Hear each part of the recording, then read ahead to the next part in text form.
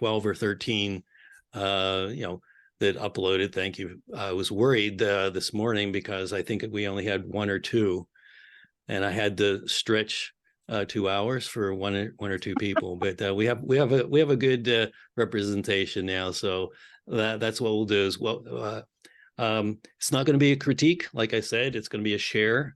You're going to share your thoughts and what you're shooting for.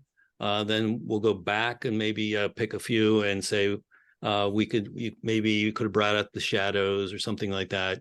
I don't have the raw images, so it'll be difficult to process your files. But I did grab a couple screenshots, which isn't really fair because you can't pull much out of a screenshot. But I loaded them up in Lightroom just to show you a couple of the sliders in Lightroom that you might think about using on those particular images. I was just telling Tim, there's a lot of different views that I totally missed when I was in there. So luckily, I'm going to go back down next month with another group, and I'll try to catch what I missed. I walked right by some things that you saw. So, for instance, the corridor back to the orchid room, I never even looked up. So I forget who has that shot, all those ornaments hanging from the ceiling. Never even saw them. I was looking for people instead of decorations. So there's a lot of stuff. I forget who said it. You could have stayed there 3 more hours and not seen everything. And I agree. And you stepped outside and saw some things. But just staying in the conservatory there, I could have spent all day on one tree. And just picked out different ornaments and different Christmas card vignettes out of that one tree. I'm sure I'll go back in and see totally different experience. So what I'll do is I'll start a screen share, and I tell this to all of my Zoom people. I'm always looking up because the main screen is above my laptop on the desktop. So I'm always looking up. I'm not ignoring you. I'm just paying attention to the full screen presentation above. I just have a quick question. When I uploaded my pictures, is there a save button or just stays? No. Okay. No, and that's what's tricky too, because I know if two people are in here, you might be stepping on each other's toes. But let's see, Lori, I think I did see yours in here. Thank you. Yep, I have them in there. So good. Okay, so I do see them. And I think Brian was the last one in. Is Brian with us? Yeah, Brian's here. Normally what I do with this presentation, but I didn't have time because you're still uploading them today, is I scatter them. So we're not going through 3 of one person and 3 of another person. And then Brian has to wait until his turn is at the very end. I didn't do that today because you're still uploading and I didn't want to start shuffling them as people are adding more slides. So we will go through in order. So first one in gets the first shot at explaining their images. And Brian, I think you were last one in, so you're going to have to wait for everybody else's images. I do have a number of images that I loaded up in Lightroom. So hopefully we'll have some time and I'll show you some edits I did to a couple shots that I took on Saturday and also the screenshots. So let me, any other questions or comments before I start sharing screens?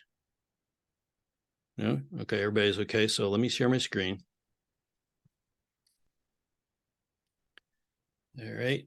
And everybody see my cursor moving around. We're on. All right. So I'll start the slideshow. Yes. Okay. Now it should be full screen. Everybody good? Yes. Okay. All right. So everybody knows the title of this. Nobody had any problems, I assume, when they were uploading. Hopefully nobody had problems. And keep your mics open when your images come up.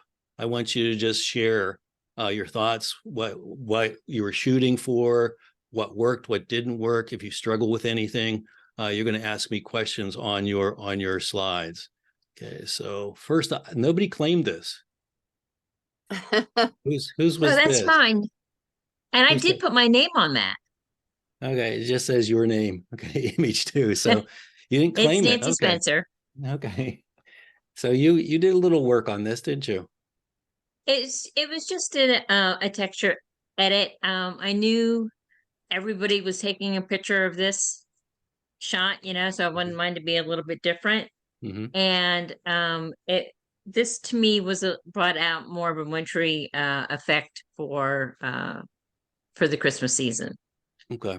Now, did you do that in what software did you use to do this? That is in Smart Pro Editor. Okay. I've never used that. Okay. Yeah, nice. It's your Christmas card now, right?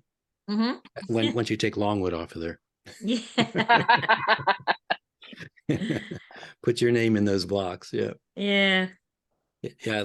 There's so many images that you can, do things like that too, and have your Christmas card. Okay. This is yours too. Okay. Yeah. Nancy? So my name showed up on that one. Oh, okay. That's so, this was the one Christmas tree in the conservatory in the fountain area.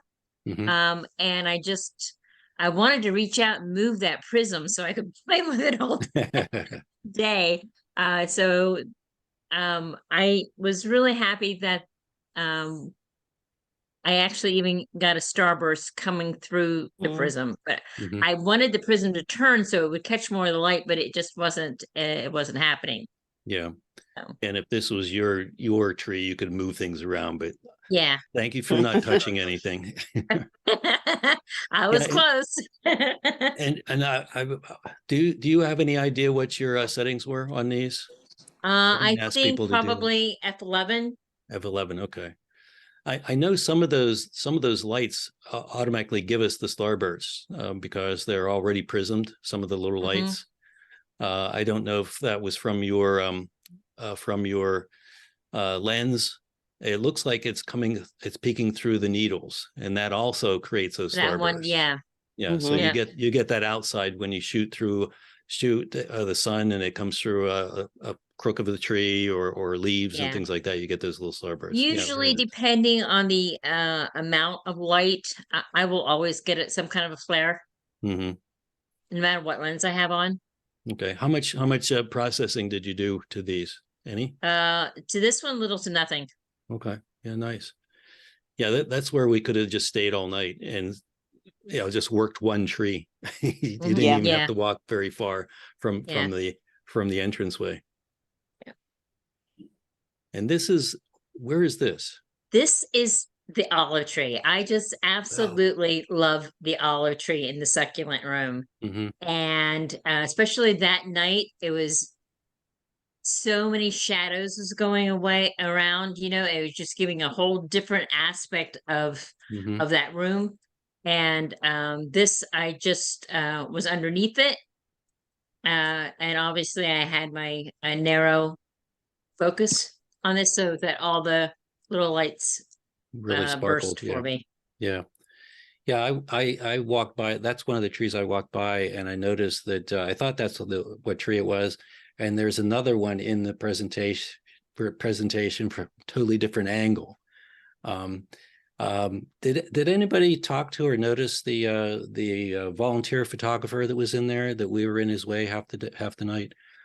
He was shooting. I saw he had a Longwood vest on. I just thought he Yes. was an employee doing his thing after hours. Well, there was one that he's a semi-pro or pro photographer, and he volunteers, and he came in and he was shooting for their archives. Yeah, it's Hank I Davis. met him in the parking lot before everybody showed up. It's Hank Davis. And what was his name? Hank Davis. Hank Davis. Hank. Okay. Yeah, that's who it was. And I think I told you that he was going to go back in and take his shoes off and wade into the reflecting pond. Oh. He said he wasn't going to do it. He wasn't going to do it while we were there because he's done it before when other groups were in there and they take their shoes off and try to follow him. The reason I mentioned that, when we were walking out, he was on his back shooting up in a couple places. So he was laying on the floor in a couple places doing something similar to this underneath a couple of the trees and some of the ornaments that were hanging from the ceiling. So it's nice that you got that angle. Did you lay on the ground or did you? No, I didn't. I just positioned myself, and I like this particular one because of the closeness with I had a wide angle lens on, Mhm. and because of being close to the trunk, it gave it a distorted abstract-y type feeling to it, and that's why I really liked how this one Yeah. came out. Yeah, I wish I would have taken a few more. that's a real nice technique in the fall too, to get underneath some of those big trees and shoot up through the canopy like that. You get some really nice color, especially if the sun's strong and it's coming through the leaves. Yeah. Mhm. That's what I like about sharing, because everybody has a different perspective, and it takes different angles. Is Monroe here? That's really cool. There's Monroe. Okay, he's Yeah. here. Yep, I'm here. Yeah, there's a little background on this one.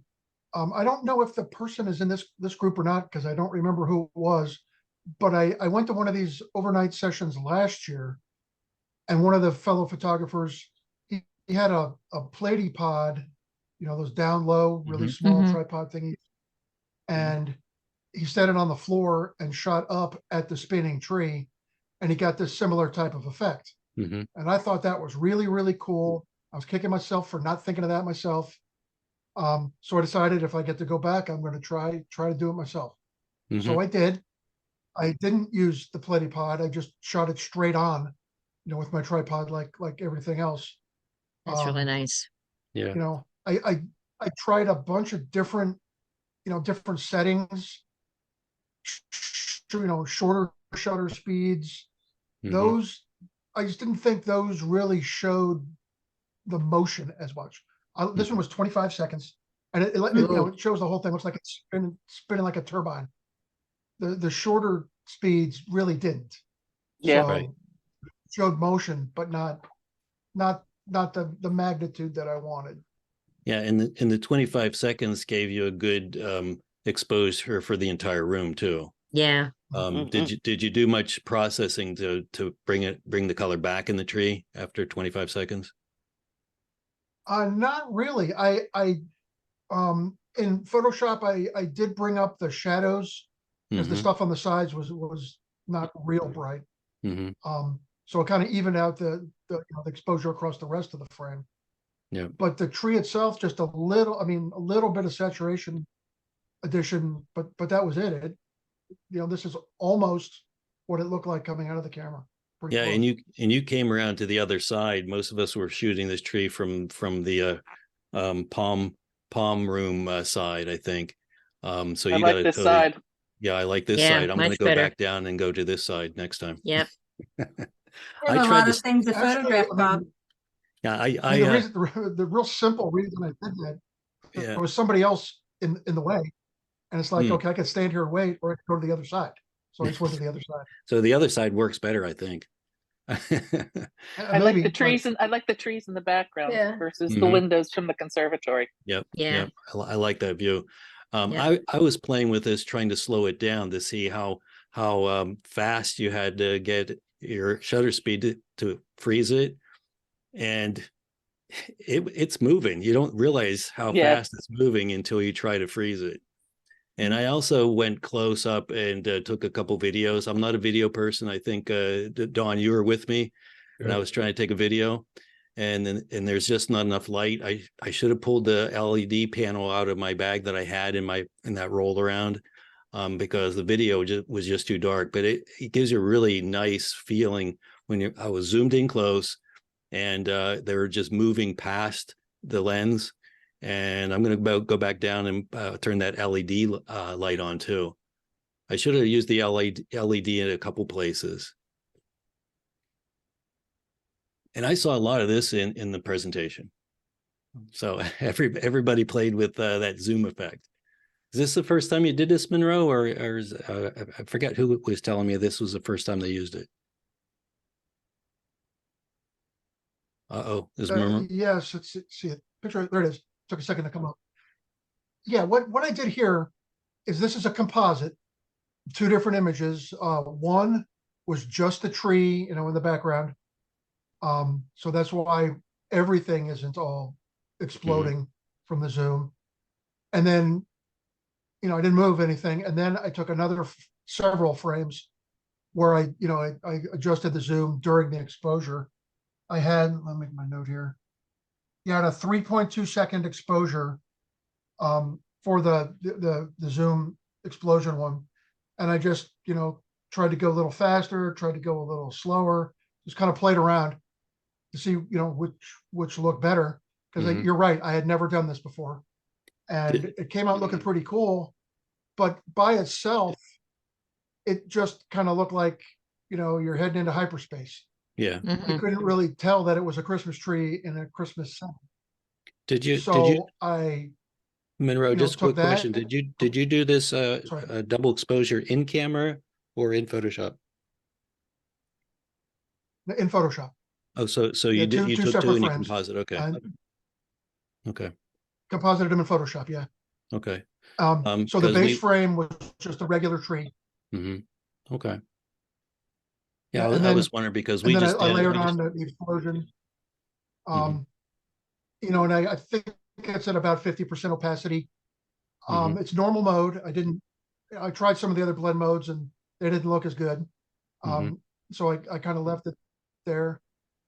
Mhm. The one thing that every time I see this, I love the way it came out, but I think just the way the lights on the tree weren't real symmetrical, it kind of makes it look like the right side's a little heavier than the left side. So that distracts me a little every time I look at it. Yeah, It's not real even.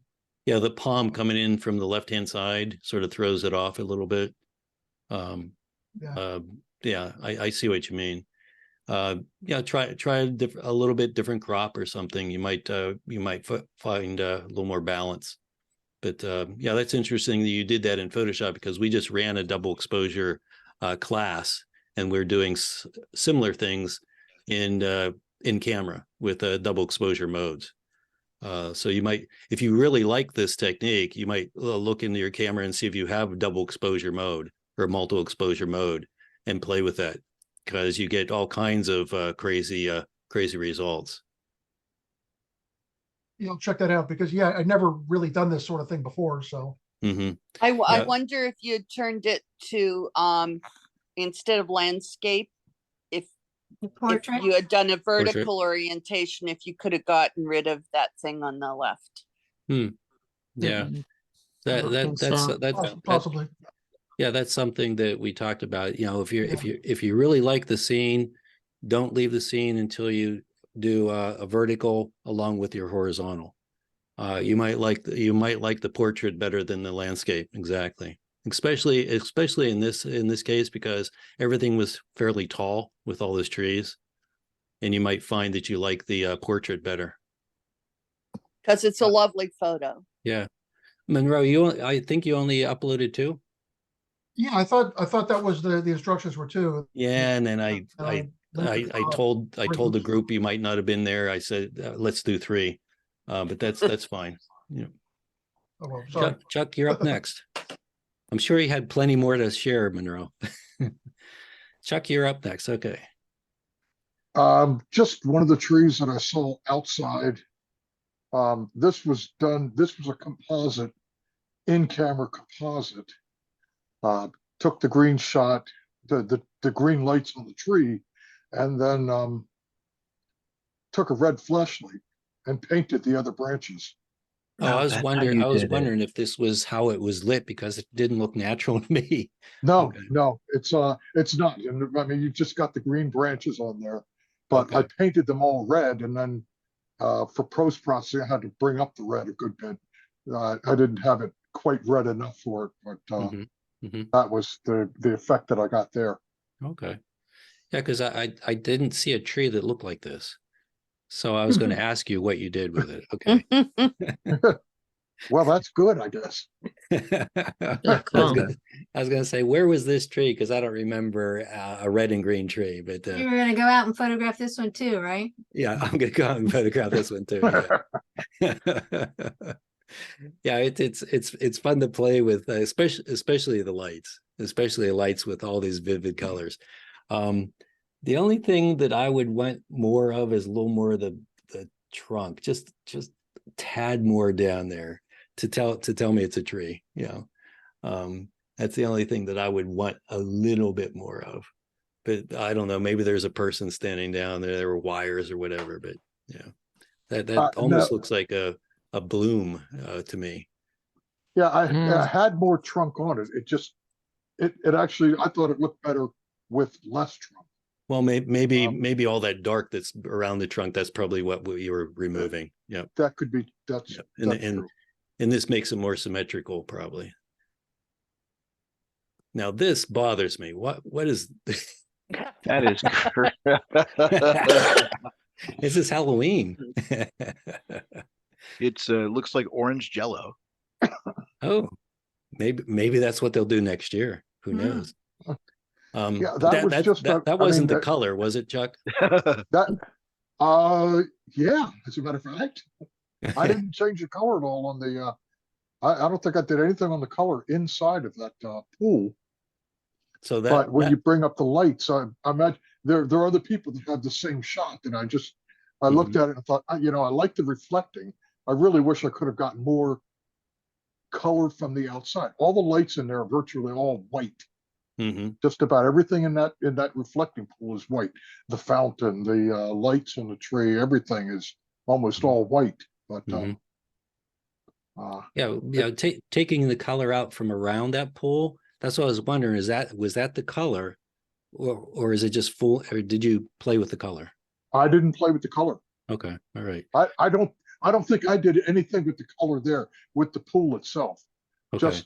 I just selected the background, turned it black and white, and I think the black and white is interesting, but the color does sort of offset me a little bit. I think your white balance turned it very, very orange. But with everything else black and white, I think that's why it's showing more orange than it would have if you would have had the color around it. But that's Halloween. Yeah, I turned a couple of them in black and white, and I think it's really interesting in black and white because of all the textures. The textures, the lines, you know, everything that's there. You know, in the old days, that's all they had, right? It was black and white. And we love black and white because that's what our eyes see is all those tones. So, you know, I would play with the black and white just and tweak the tones just a little bit and give me just the black and white one to see what it looks like. Because I didn't turn any of mine into black and white, but now I'm seeing some black and white in mine because there's a lot of tones and textures and contrast in a lot of these images. Yeah, that's right. And if you take out all the color, you start to see all those details.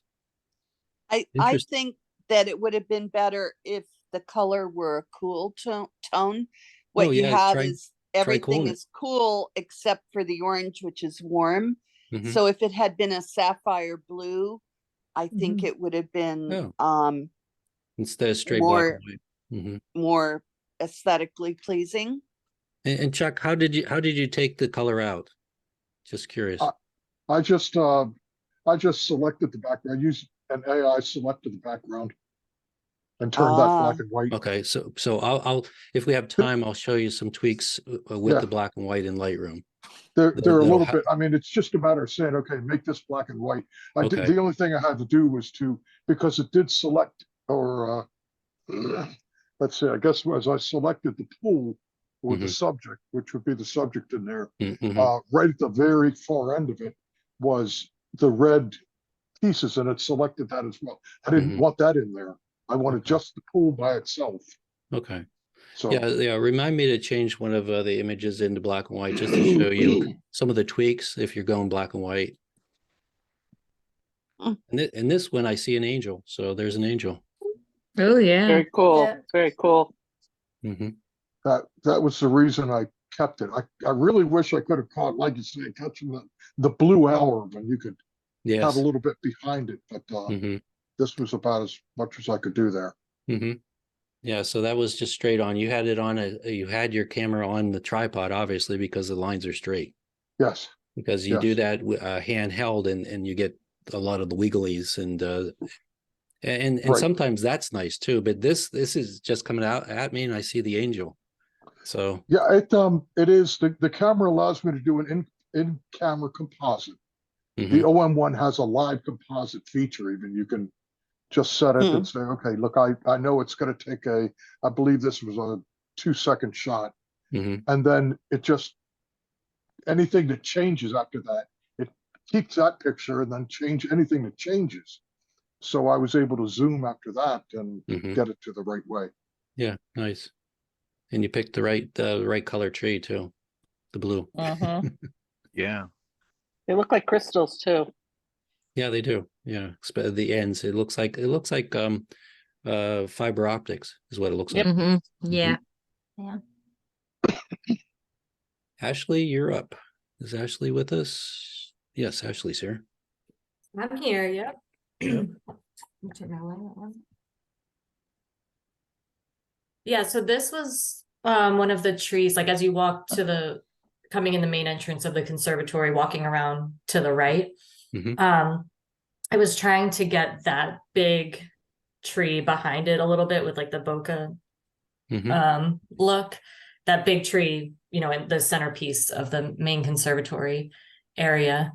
It turned out better than I thought when I was looking at it in person. I think these palms were a little hard to work around too, Yeah. just not getting them in the way. Yeah.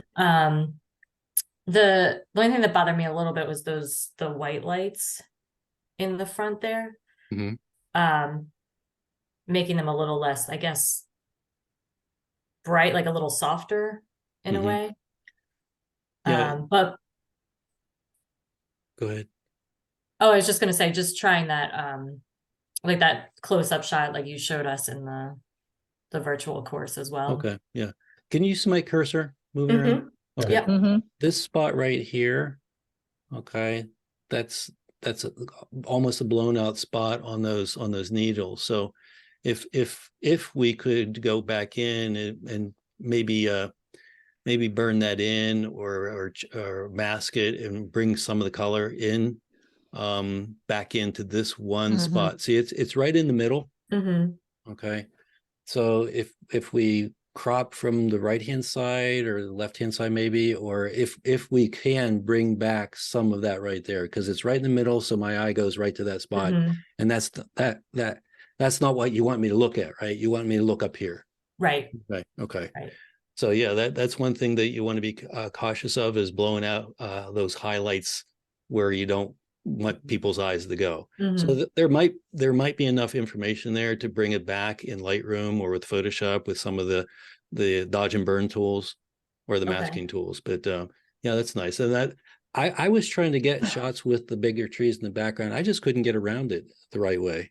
I wasn't shooting that much that night, but you know, to get that bokeh look with the big trees in the back, I couldn't get around the ornaments I wanted to do.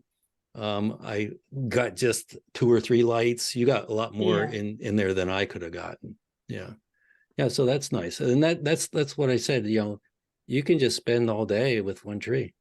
It really could. And just keep moving around and moving around. Yeah. And we only had 3 hours, so we had to keep moving, right? Yeah. Which seemed like a lot of time, but I mean, it went really quickly. Yes, I know. You thought, oh, how am I going to fill 3 hours, right? And here's a totally different view. Yeah. You step back and got an overall view. Yeah, I had come out of that retro room, that pink room, which I also really liked. And this which I missed. I didn't get to see it either. Oh, it was really cool. I loved it. I did too. I did too. Yeah, I love the pink and gold. Mm-hmm. But I had walked out of there, and this was, you know, straight in front of me, and it just looked so pretty. And I tried to get it from the doorway of that room, and it didn't look right. I was only getting this one tree on the right. So stepped out a little bit and did a longer exposure on Do you know what was your focal length with this? What lens did you have on? Do you remember? I was trying to pull it up. I can look.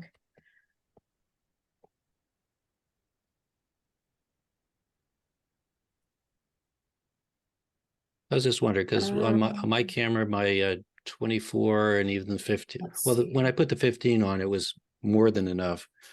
But I had a 24 to 105 on there, and 24 just wasn't wide enough on my crop sensor. I just couldn't get what I wanted to get.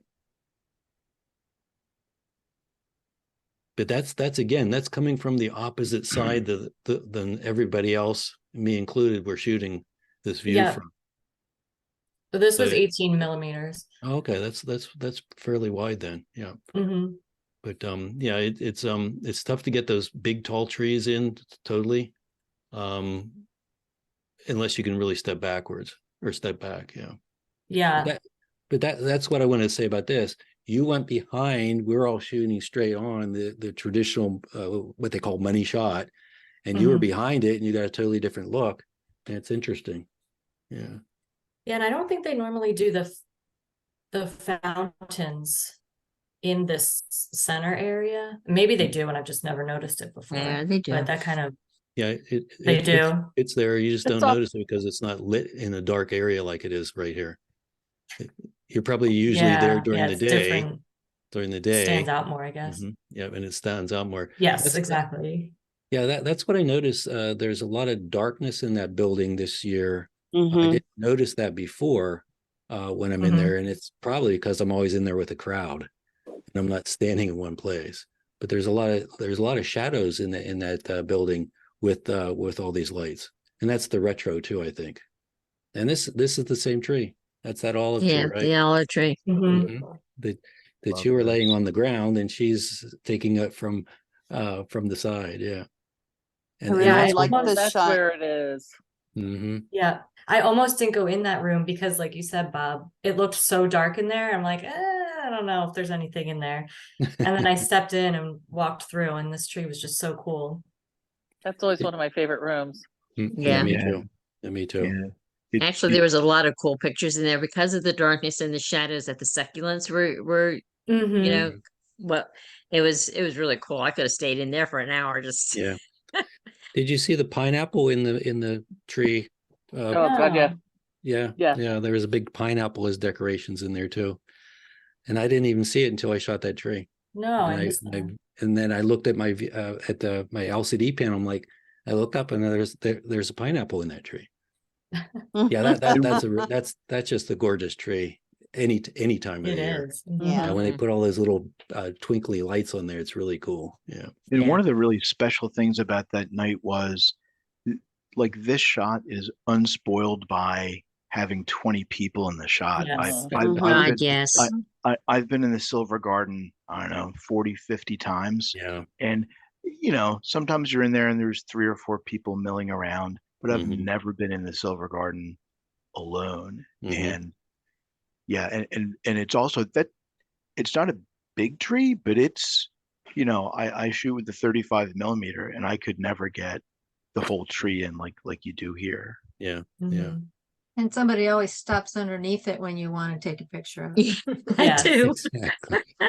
Well, it's a Yeah. fairly narrow passageway and there's always a school visit. Yep. And using a tripod in there is really difficult because everybody's tripping That's over you true. and your tripod. Yeah.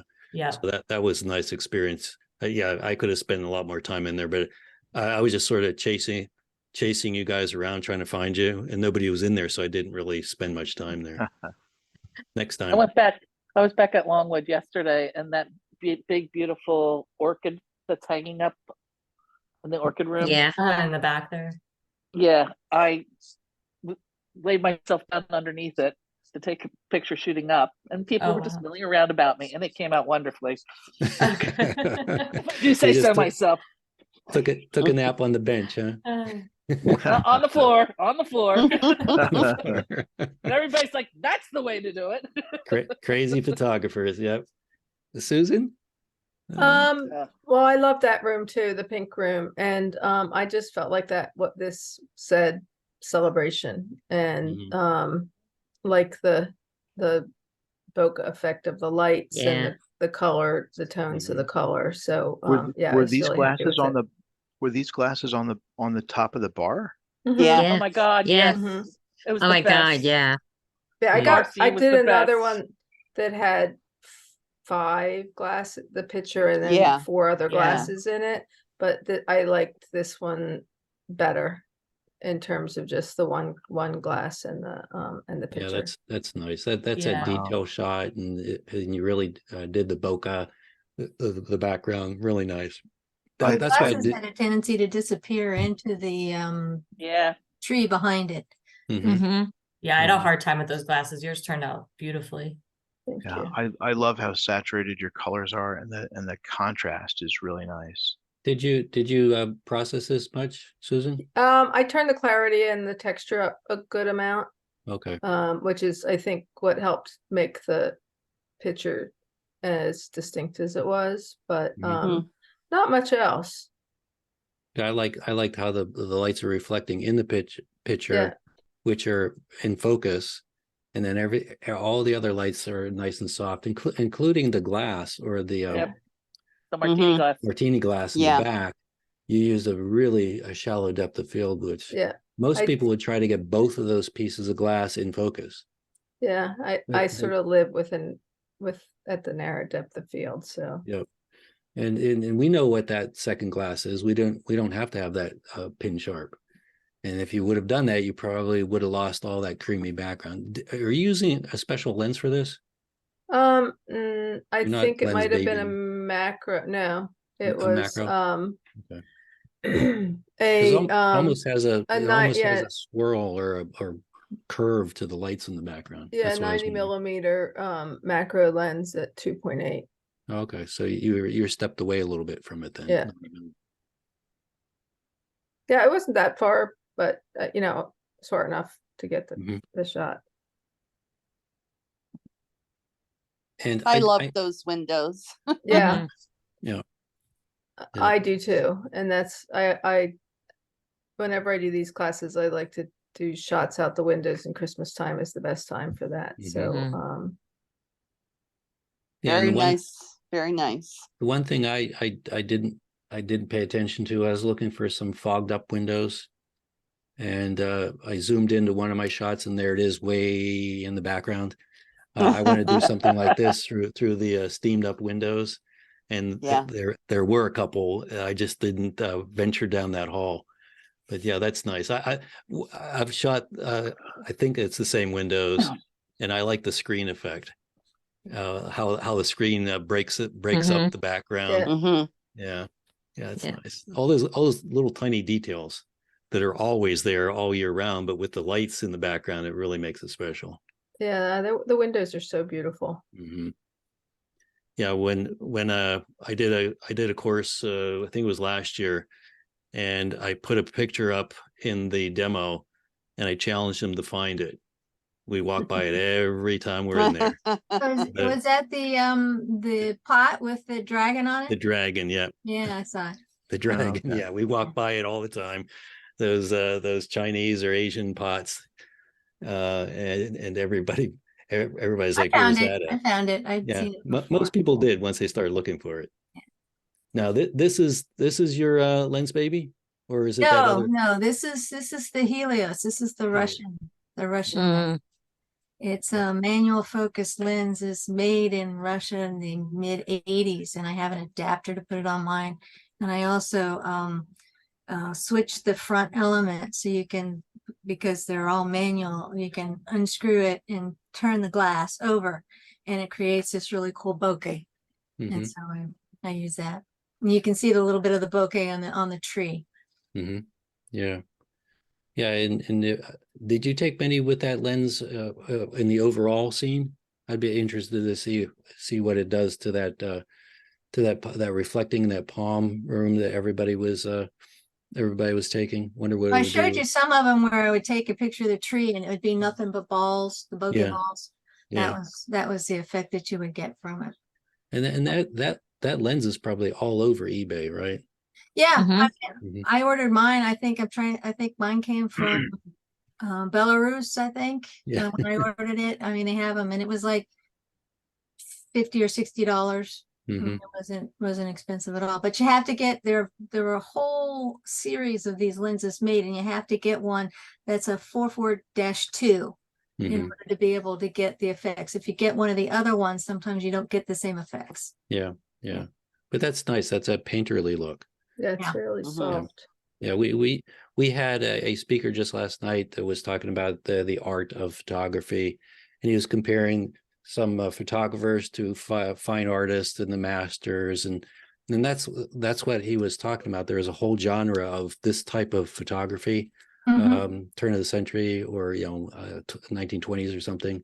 And it doesn't look like what we think of as photography. It looks like a painting. I say I'm channeling my inner Monet when I do. Yeah, there you go. Theirs was mostly black and whites back then because it was all film. But yeah, it was interesting to see or hear him talk.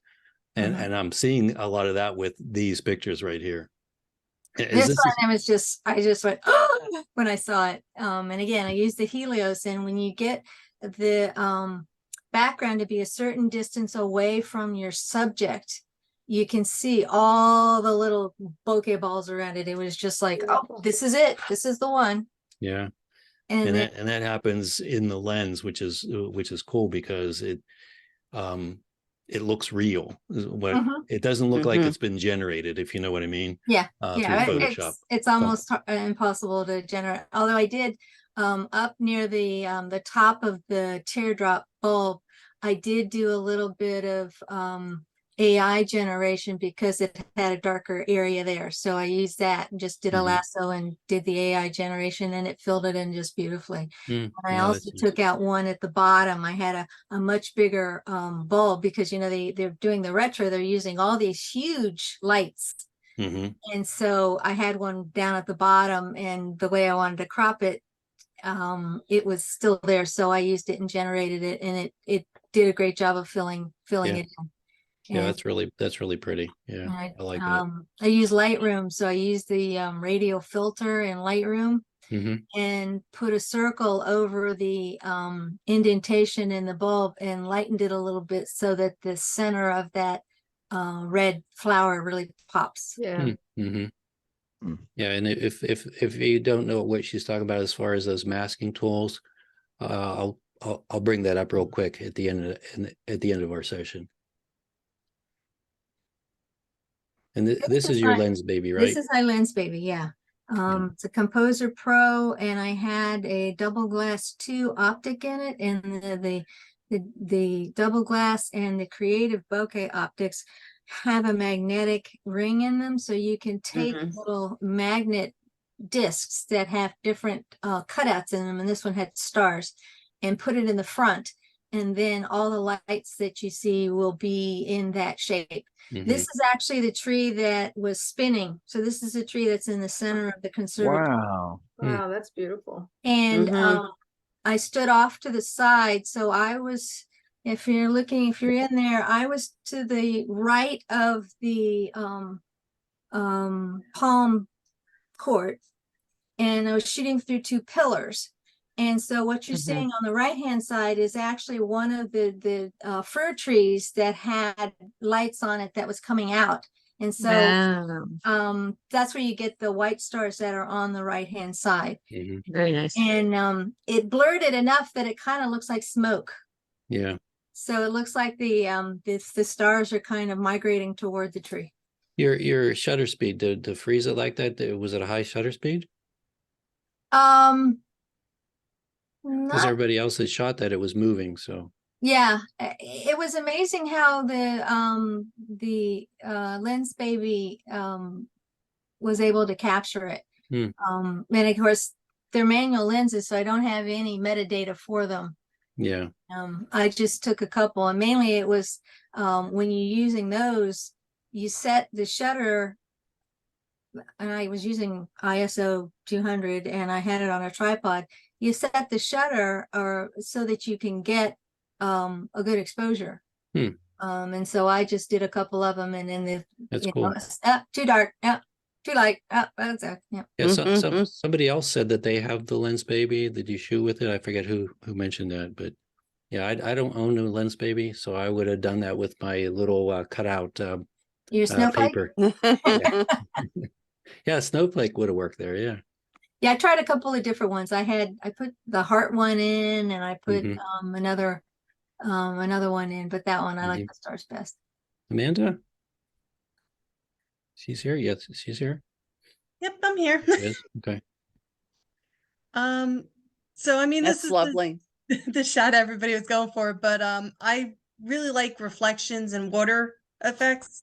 So I took like about 50 shots in this one area, working with different types of filters, different types of shutter speed, ISO, different aperture settings. I even tried the little crystal balls in front of it. They didn't really come out very well. I didn't have it set up right that they could work there. Right. But it's like I just really liked the way this shot had come out, that it still felt like outdoors at night and the lights are just lighting up certain areas. Yeah, it does look like it's outdoors with streetlights or those big balls. Yeah. It looks like you're standing outside looking into the building. That's true. Yeah, I would like lighten everything up, but I see what you're doing. You're taking a nighttime Christmas shot indoors, and it looks like it's outside. Yeah. Did you said you like reflections? I don't know if everybody went down to the chime tower and the pool in front of it, but that tree is giving us really crazy with the ripples, really nice reflections down there. So you don't even have to shoot the tree, just shoot the water. There's all kinds of really crazy things happening in the water, but that's really nice. And since you were trying to do that nighttime shot indoors, you hit it. Okay. I would have like lightened up the front end of this to show the detail, but I get what you're doing. Yeah. Nice. Yeah. I had a couple of shots that everything was lit up, like it was lighter. You could see the colors a little bit more, but I just like the way this came out with that. It looked like it was outdoors at night. Yeah, it does. Yeah, it's nice. And I think your eye goes straight to the fountain in the middle. The only thing I would do differently, because it's beautiful, is I would crop it a little on the left so it's entirely symmetrical. Oh, just a little bit in from the left, yeah. But it's lovely. Yeah, that's not a criticism. That's just what you would do. Yeah. No, I appreciate that because I like symmetric. Me too. Then we get to this one, which is not symmetric. And I'm looking for you in that reflection. I can't see you, so. Yeah, I was surprised I didn't see myself in that reflection either, but I really like the way that the other lights were reflected in the ornament itself. It kind of almost looked like a little star field, even though you can see like other ornaments in that reflection. Yeah, and a really shallow depth of field again, so that's nice. And it's balanced with the ball on the left-hand side that's out of focus. Yep. And that big burst would normally bother me, but in this, it's doing the same thing that you said in the actual ball. So it's a burst, and you have all those little ones inside the ball. Yeah, that's nice. And that looks like nighttime too, because of the darkness of the background. Yeah. Yeah, I like playing sometimes with like light and shadow. So I mean, I like the darker parts with the bright parts mixed together. Yeah, just get rid of that one on the right hand side. That one little ball of light on the right hand side. Yeah, crop it.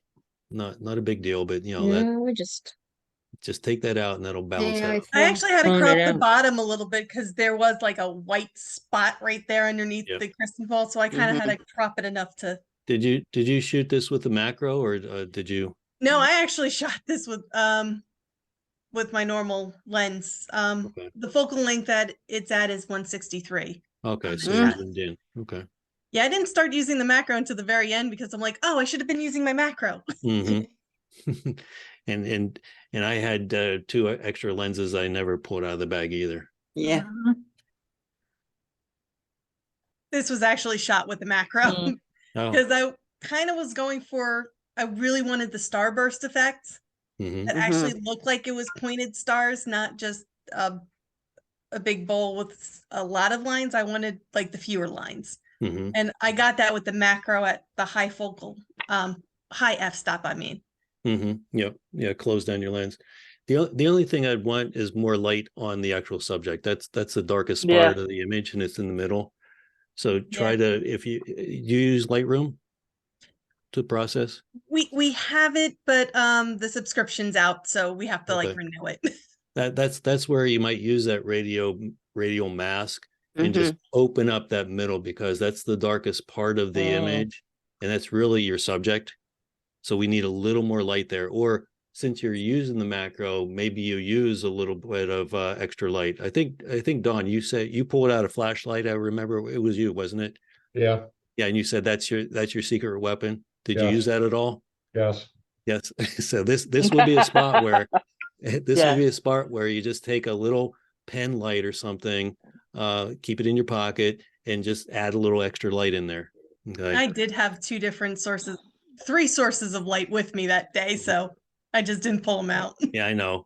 We bring all this stuff and we don't use it. Yeah, but what you can do is you can paint the subject Mhm, and then lower the exposure, because you're going to be overexposed mhm. potentially. And what that'll do is that'll open up the greens and the background a little bit more. Mhm. Yeah, So so it's you- sort of, so yeah, you- think of it as kind of a handheld flash, except you can move it where you want to. Mhm, yeah. And since you're on a tripod, and I don't know what your exposure was, a second or so, it's easy to just give it a little bit of light in there with your flashlight. Yeah, that's what I forgot to do when I was trying to take that movie clip. I needed extra light in there, because I could see what was going on, but it wasn't really showing me what I wanted. Yeah, so you can do this in post. You can open that up with some of the masking and some of the exposure. So if you get your subscription back, that's what I would recommend there. Yeah, but I like what's going on. It's just I need more light on that red ball and that red ribbon a little bit. Yeah. Okay. Thank you. Carrie, you're finally up. Oh, I like this. I've been enjoying everybody else's photos. This looks different than it did on my other screen. But go ahead. Well, I could spend my whole time there just doing details. My other two photos are bigger, but I probably spent an hour with the packages in the pink room. Mm-hmm. Gary and I spent a lot of time in there. Yeah, I didn't see this because I was just sort of running around, but yeah, that's nice. I like that. Now it has a bit of a pink feel, but it was pink. I didn't go in there, so Right. that's what I was going to ask you. That's what I They're was going to ask you. piled on top of the mantle over the fireplace. Yeah. Okay. Yeah, I didn't go back into that room, so I didn't see any of that. So next time. Yeah, nice. it just like a mosaic, and part of the balance of it bothers me because the strongest colors are on the left hand side, and I did a bunch of crops with just that package on the left hand side, but at the end of the day it seems like a quilt of packages to me. Yeah, and you probably have how many of these packages in your catalog now? So you can and all different applications and you're going to spend hours and hours and hours going through those. Yes. And pulling them out and cropping them and tweaking them. Well, and imagine the one in the center. If you were to crop just on the center ball there, you see that my eye goes for details. As opposed to the big landscape. Yeah, that's very nice. I like that. I like the idea too. So I'm gonna do that when I go back down. Thanks. Thanks for all these ideas. Yeah, I always go and photograph packages at Longwood. Always. Yeah, I'm never in there without crowds. Normally. So you can take your time when you're in there without crowds. And then she goes for this. Yeah. And this is handheld, and that's why the lines are wavy and shaky. And where was this? What was this? This was a tree with my my fish eye. Oh, okay. And I just turned it.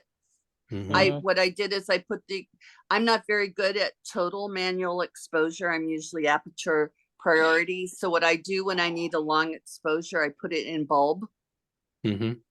So this is bulb, and I just twisted it a couple of times. Oh, so you just handheld it. So you did Yeah. a good job. Yeah. I thought it might have been on the tripod. Yeah. The only thing I dislike about it is I don't like the brownie beige. I wish that weren't so. Oh, around the edges. Mm-hmm. Mm-hmm. Well, try to do the radial mask and maybe darken it up or change the color balance out there. Oh, that's a good idea. Yeah, yeah. You can maybe saturate or desaturate it. Just mask the middle because you like that, and just select the outside edges and play with that within the masking tools. Yeah, that's a great idea. Yep. There's and that this tree is spinning. my revolving tree with the fisheye. Yeah. Oh, this is with the fisheye. That's what I yeah. was wondering. Okay. Yeah, you can tell it's curved. Yeah, that gives you a totally different look with the fisheye. I'm looking and on this monitor, it gives me any clipped blacks. So in the bottom, there's some of the colors might be, you might not see it, but I'm looking at it on my monitor and there's some clipped blacks. You might open that up just a little bit. Okay. If you're going to print something like this, those clipped blacks really block up. But that's cool with the fisheye. I like the fisheye effect. I noticed the other person who did this tree that they had more color in the foreground and stuff. And you're probably right. If I were to unclip the blacks, I would get more of the red in the foreground. Yeah, I can see the red, but there's some clipped colors in here, and that shows up on this particular monitor.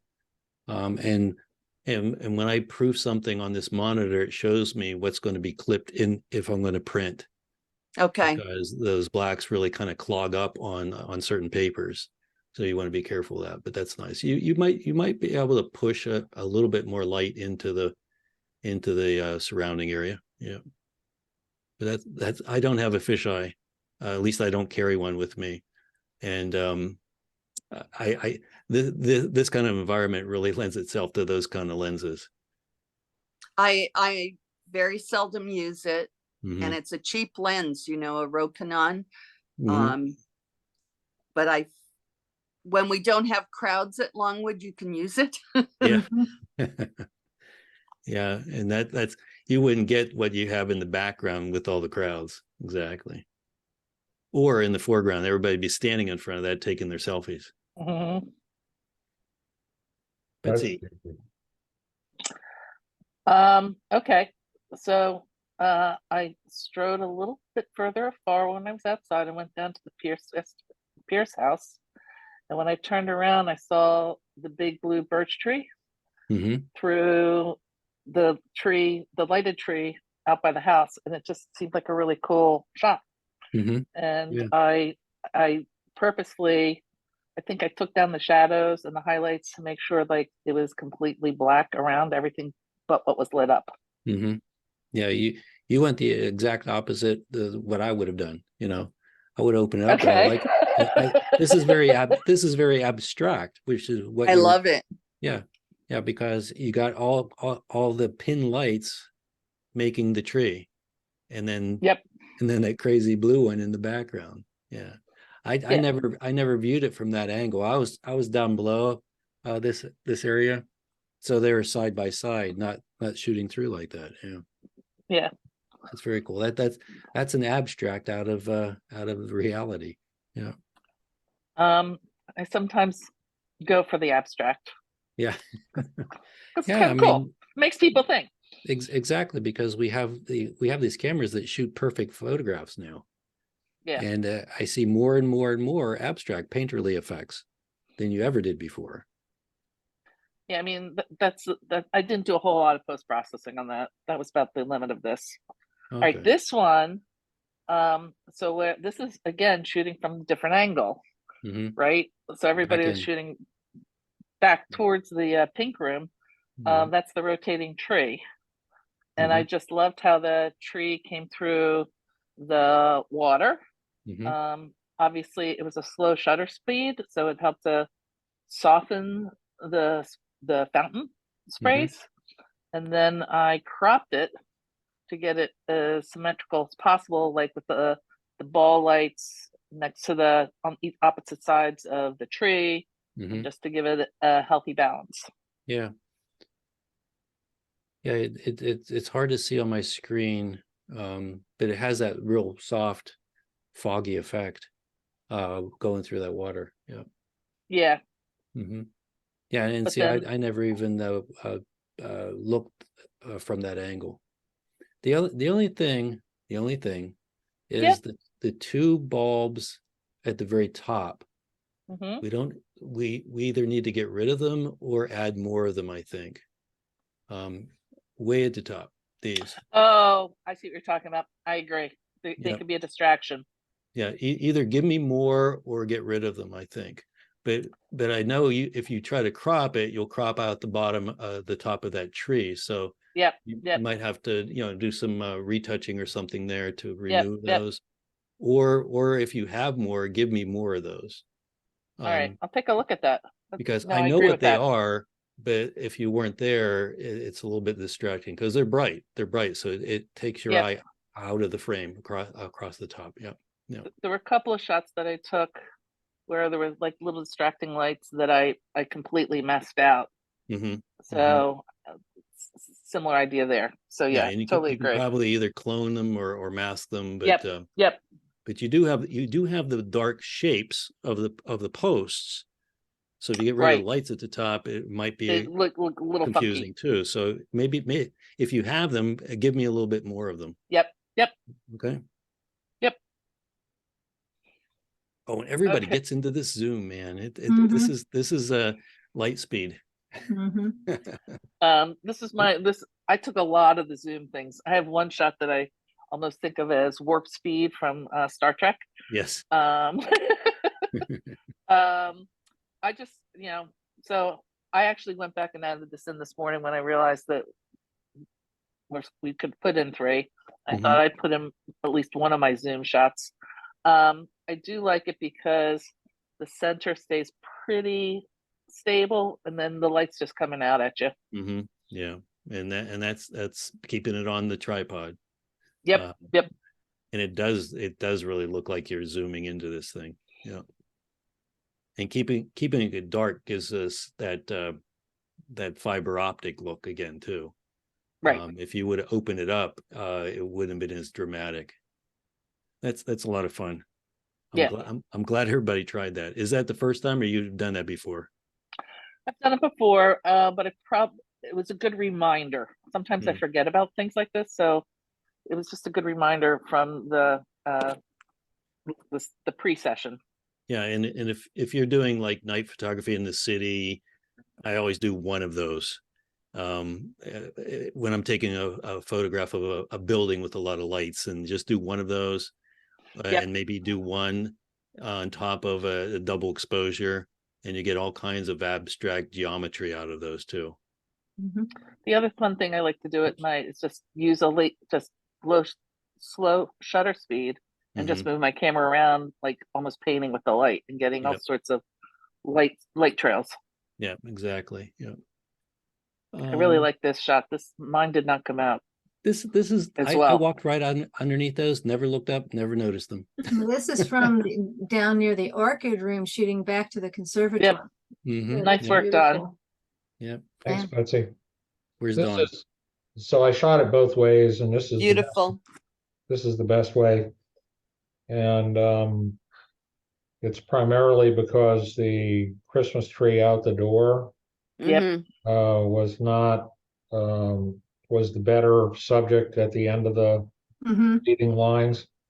Yeah. So the way I did this is I took it as a photo stack, and I used my special tool, my secret weapon, and illuminated the balls. Yeah, because they weren't that bright in the. I was gonna say, how'd you get it that bright? Yeah, Nice. the only thing that I would criticize myself about this particular picture is that with that many, really that's the object of the picture. When you mask it to bring them up, as far as vibrance and also saturation, you would spend your entire adult life masking between the balls. So if you look at it, and I'm kind of giving you a hint of what I don't like about my own picture, but I would have liked to seen that a little darker. But you know, nonetheless, so what I did is I dropped the highlights down to virtually nothing to try to take the glare off the stuff on the side.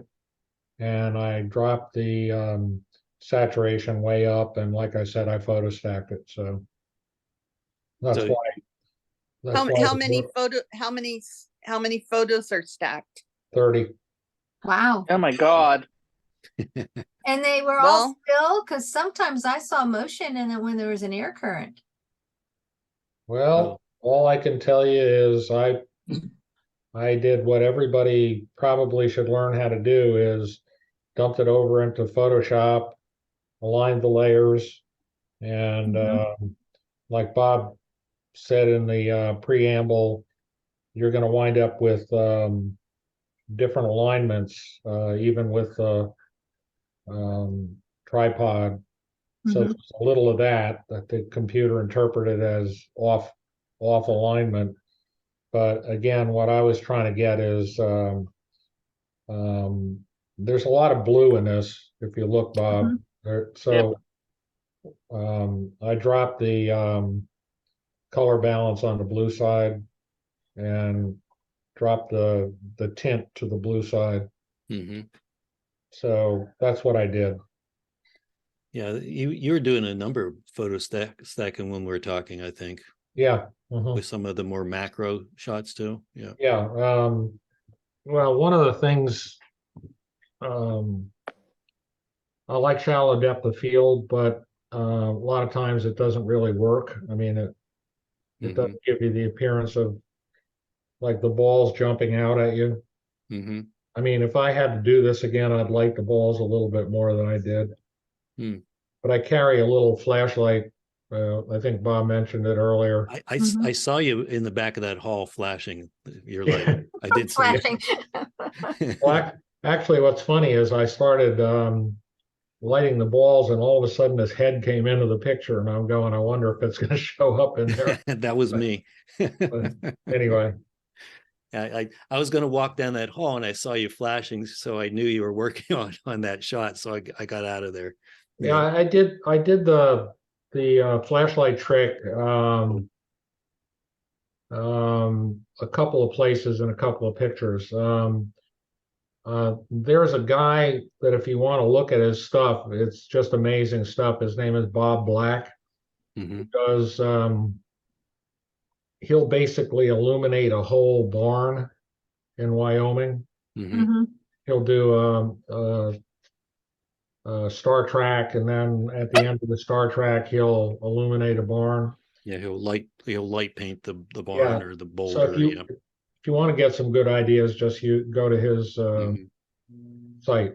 But anyway, yeah, you wouldn't be able to get that without adding some extra light, either a flash or like you're doing with your flashlight. Exactly. Yeah. And I walked right underneath those and never looked up. I wonder if in the daytime it's different. Oh, it would definitely be different because that's glass above, isn't it? Yeah. Yes. Yeah. Yes, it is. You actually see the sky through it. And in that way, the sides where the plants are really bright, that wouldn't fight with the balls as much. Yeah. Yeah, they'd be subdued. Oops. There we go. Yeah. So, everybody's got this shot, but what I thought was really interesting about it was the grandeur of the room. So again, it seems like I'm stuck on photo stacking, but I stacked this one too. Oh, you did? Okay. Yeah.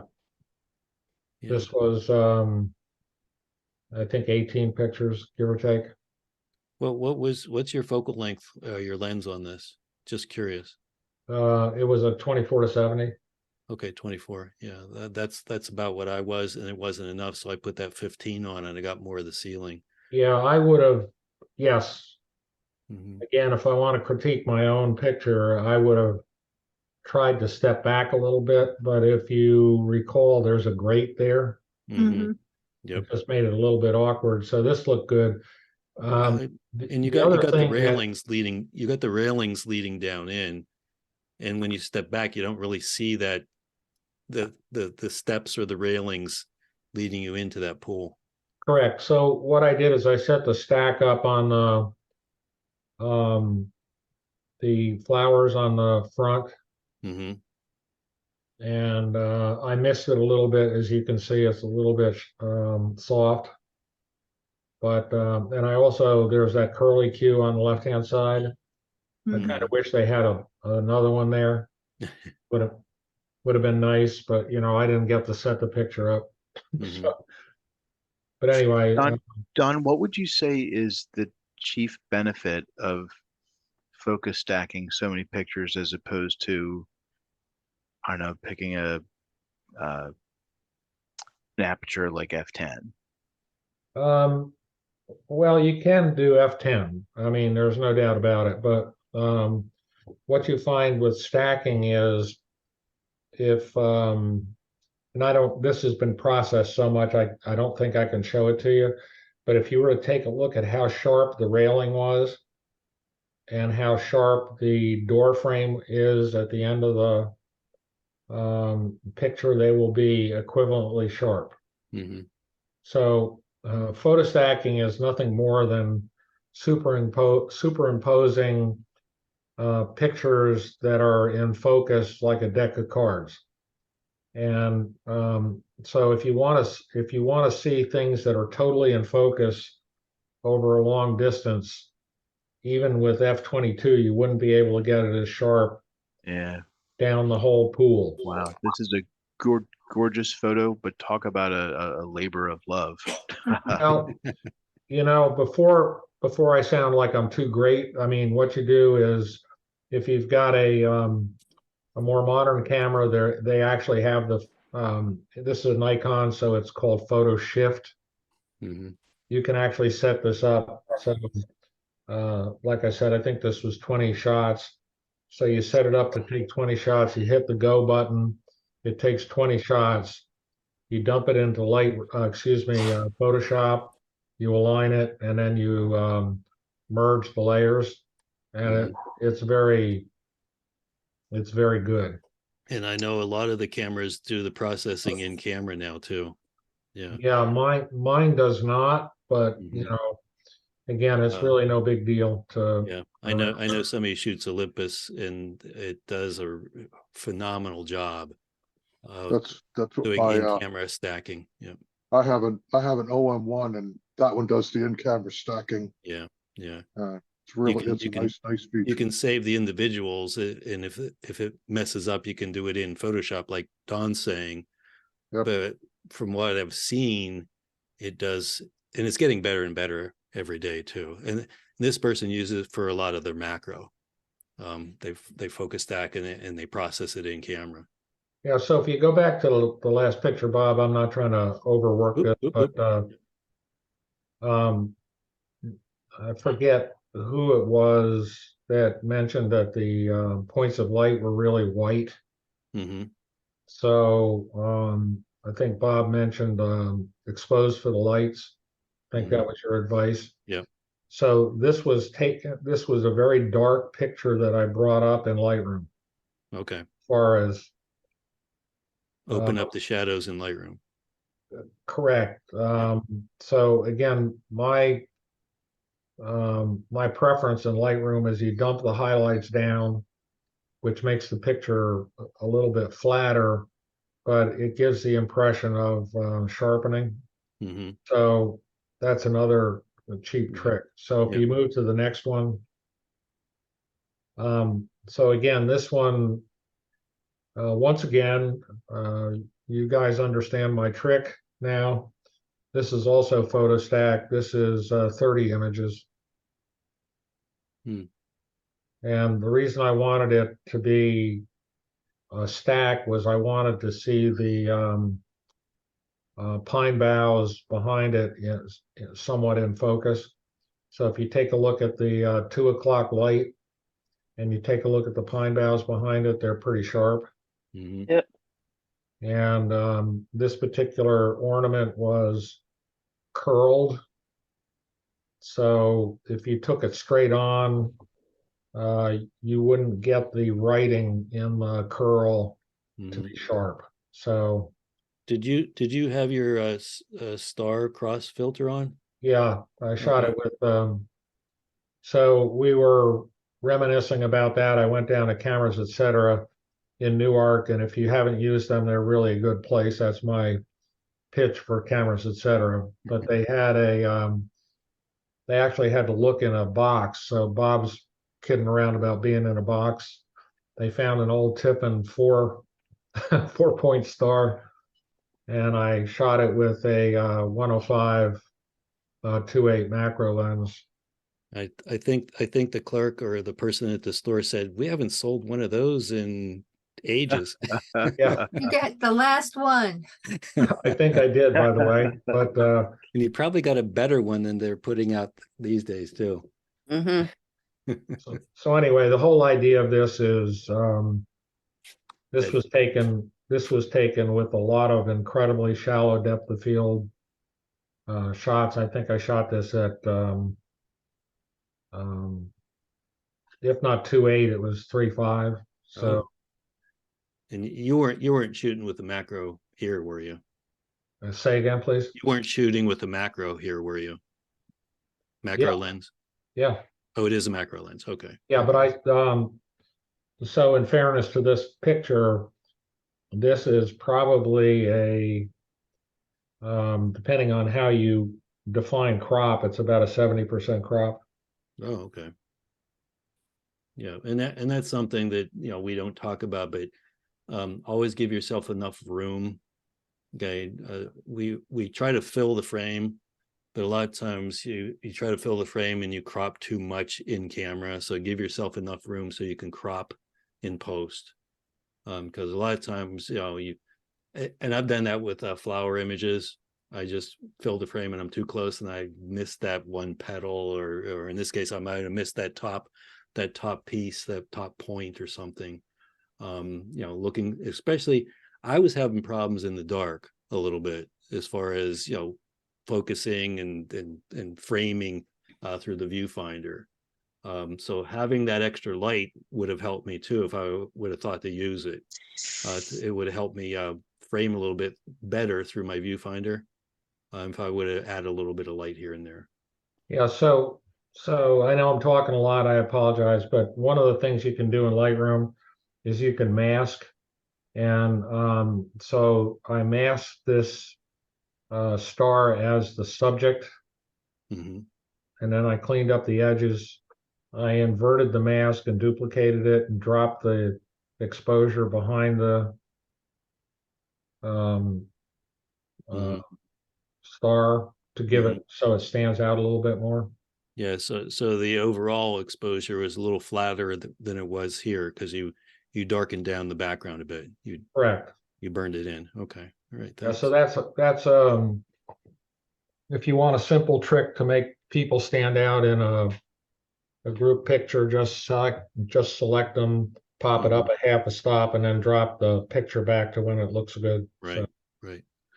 Yeah, I use that technique all the time, and also I'll take the star and instead of making it sharp in the background, bring down the clarity a little bit, and that softens the background too if it's not soft enough. And now there's a technique in Photoshop where it will add blur, focal blur. Yeah. So that there's a new setting now, and that's sort of in beta or preview right now, but it works really well. Yeah. Thanks, Don. Oops. There, Peggy. I just like this one because of the star effect right next to the ornament. And you got that right out of the lens, right? Yep. Okay. Didn't touch anything with it. I just went with the lens. Yeah. I have to preface this by saying I left my big tripod at home, so I was using a little tabletop. So I was on the ground for all these pictures. Oh, really? Well, those tabletop tripods, I always have one in my bag. And the person that saw that the first time, it was in the gardens, and I let her use it because there's a lot of flowers in the lawn. It was in the spring, and she was trying to do it by hand, and I gave her that, and she went out and bought one right away. Next time I saw her, she said, "That's the best thing I ever bought," because she likes to get really low. And you can do that with a lot of tripods, but with that little tabletop, you just move it around, and it really works really well. Yeah, I always have that in my bag. Yeah.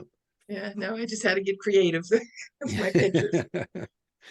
Yeah, those, I don't know if that comes from your lens or the actual lights. Some of those little lights do burst because they're shaped like that too. Yeah, I wasn't sure that I didn't touch this, so it's probably maybe it's the light that did it.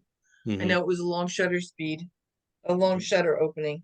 And coming through the needle, sometimes it caused that too. But I have a feeling that some of those little LED lights now, they automatically give you that little burst, that star burst. So that's a combination of your lens and the bulb itself. So if you move to a different tree, this is why I'm saying this, you move to a different tree with a different type of bulb, and you're not going to get the same burst.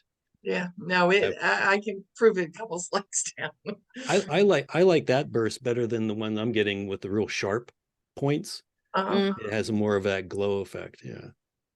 So that's if you shut down your aperture even smaller, those arms will go more to a point.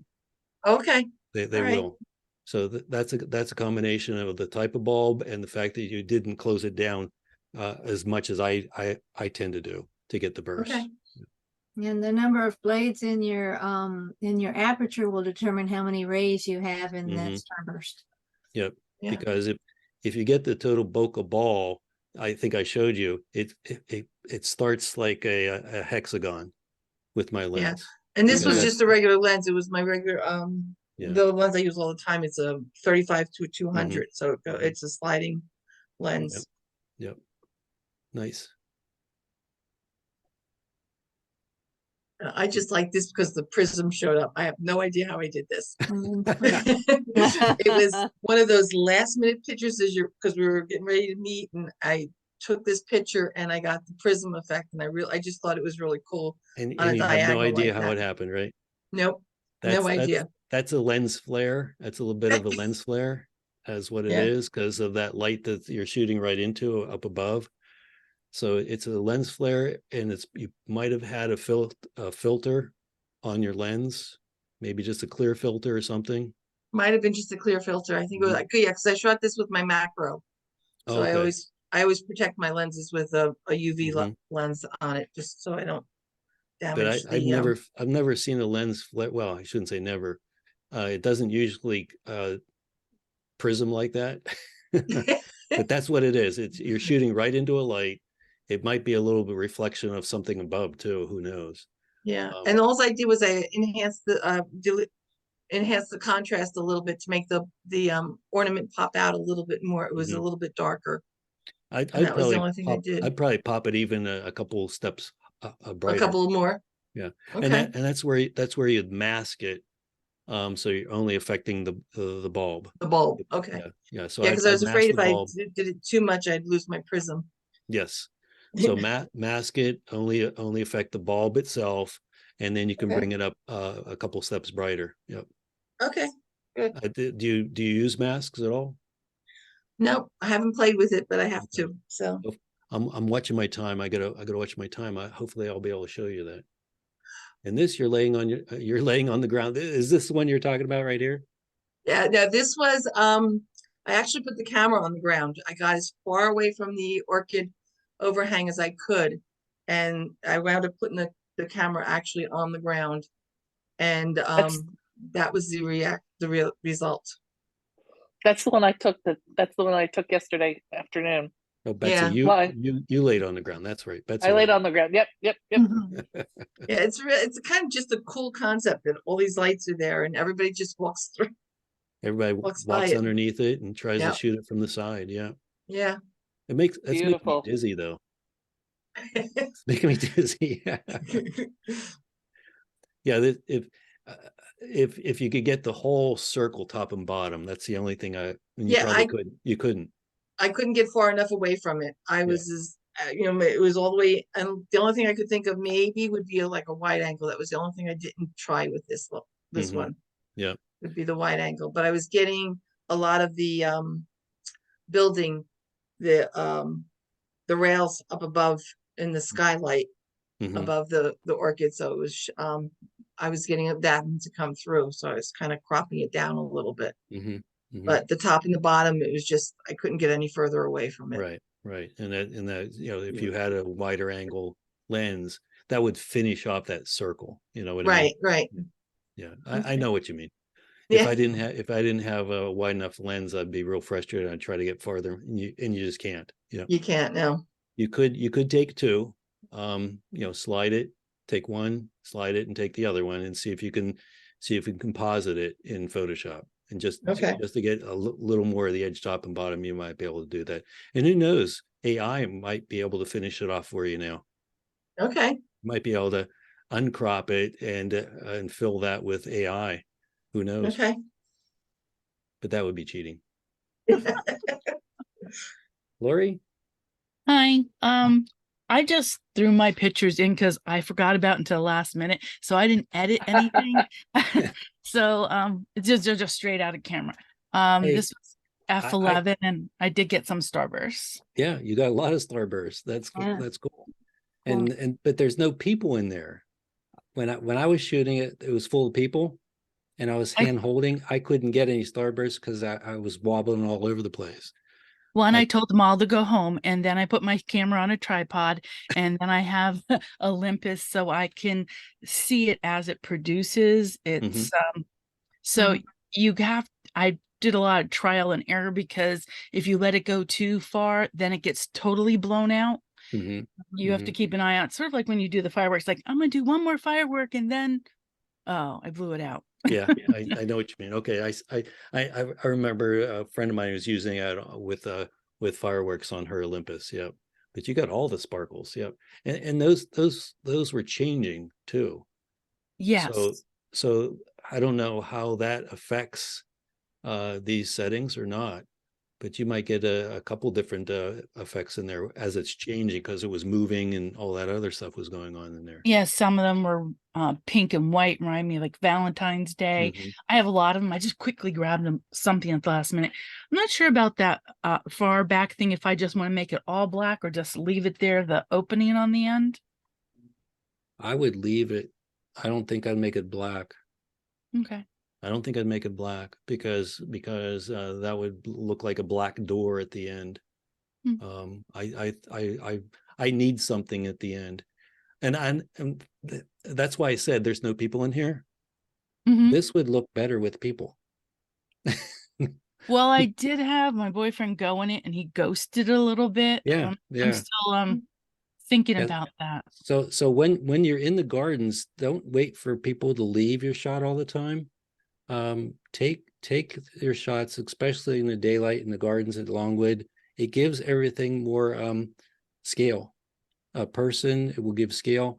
And if they are walking through your shot and you get some ghosts, I kind of like that. A lot of people don't, but I took a couple shots that were handheld, unfortunately, so everything was blurry. But I had all these ghosted people moving through the shot, and that added to the shot. I didn't get this clean of a shot though. That's the nice thing about this. Yeah. But that's a setting on your Olympus, so it builds the image, right? Right. You can see it as it's happening. It's live comp. Yeah, I like that. I wish my Pentax had that. This is you're getting some of that reflection in the pool below this, right? Below this tree. Yeah. I would get rid of some of that black on the bottom. I don't like that the post, but I didn't edit anything. Oh, that's the stone wall in front of it, I think. Too. And there's also a little rope that goes around it. I guess they don't want people jumping in the water. Yeah. and that's easy to remove with that clone or that healing brush tool. It's really good now. You just wipe across there and say erase or clone out. Yeah. And I was thinking about dodge and burn for the castle. I call it castle, the tower. So it's a little bit brighter, a little bit on the top. Oh, I was going to say darker. darker on the top? No, no. See, when I opened up the shadows here, it took away from the tree in my shots. Oh, So some of the trees and stuff. So if it's there, yes, open it up. Or take a composite and bracket the composite to open up the tower. Yeah, the tower adds something here. I didn't have the tower in mind, come to think of it. But I took a couple each way, but I really like the tower because it really signifies Longwood to me. And show up earlier in the day so you have more ambient environment, and you'll have a blue sky too. There's some sky there that could be interesting too. So that's what we talked about last week. Is the best time to take these outdoor lights is not when we were there at midnight. It's in that blue hour. And Saturday I have tickets to go back, so we're gonna try again. Yeah. So go back before the sun sets. Yep, 1 o'clock tickets. and set it up here, and get some of the ambient atmosphere around this, and you might like that a lot better, because the tower does say Longwood, definitely. So it's there, but it's not there. And I think if you bring it out, it might look fake. So if you take it at the blue hour, I think that shot is going to look a lot better. Yeah. Everybody goes when no in one the was dark. there. What's that? I love going when no one was there. It was like a kid in a candy store. It's like, nobody's in my way. Yeah, you can't get the shot because everybody's standing in front of it. I know. Yeah.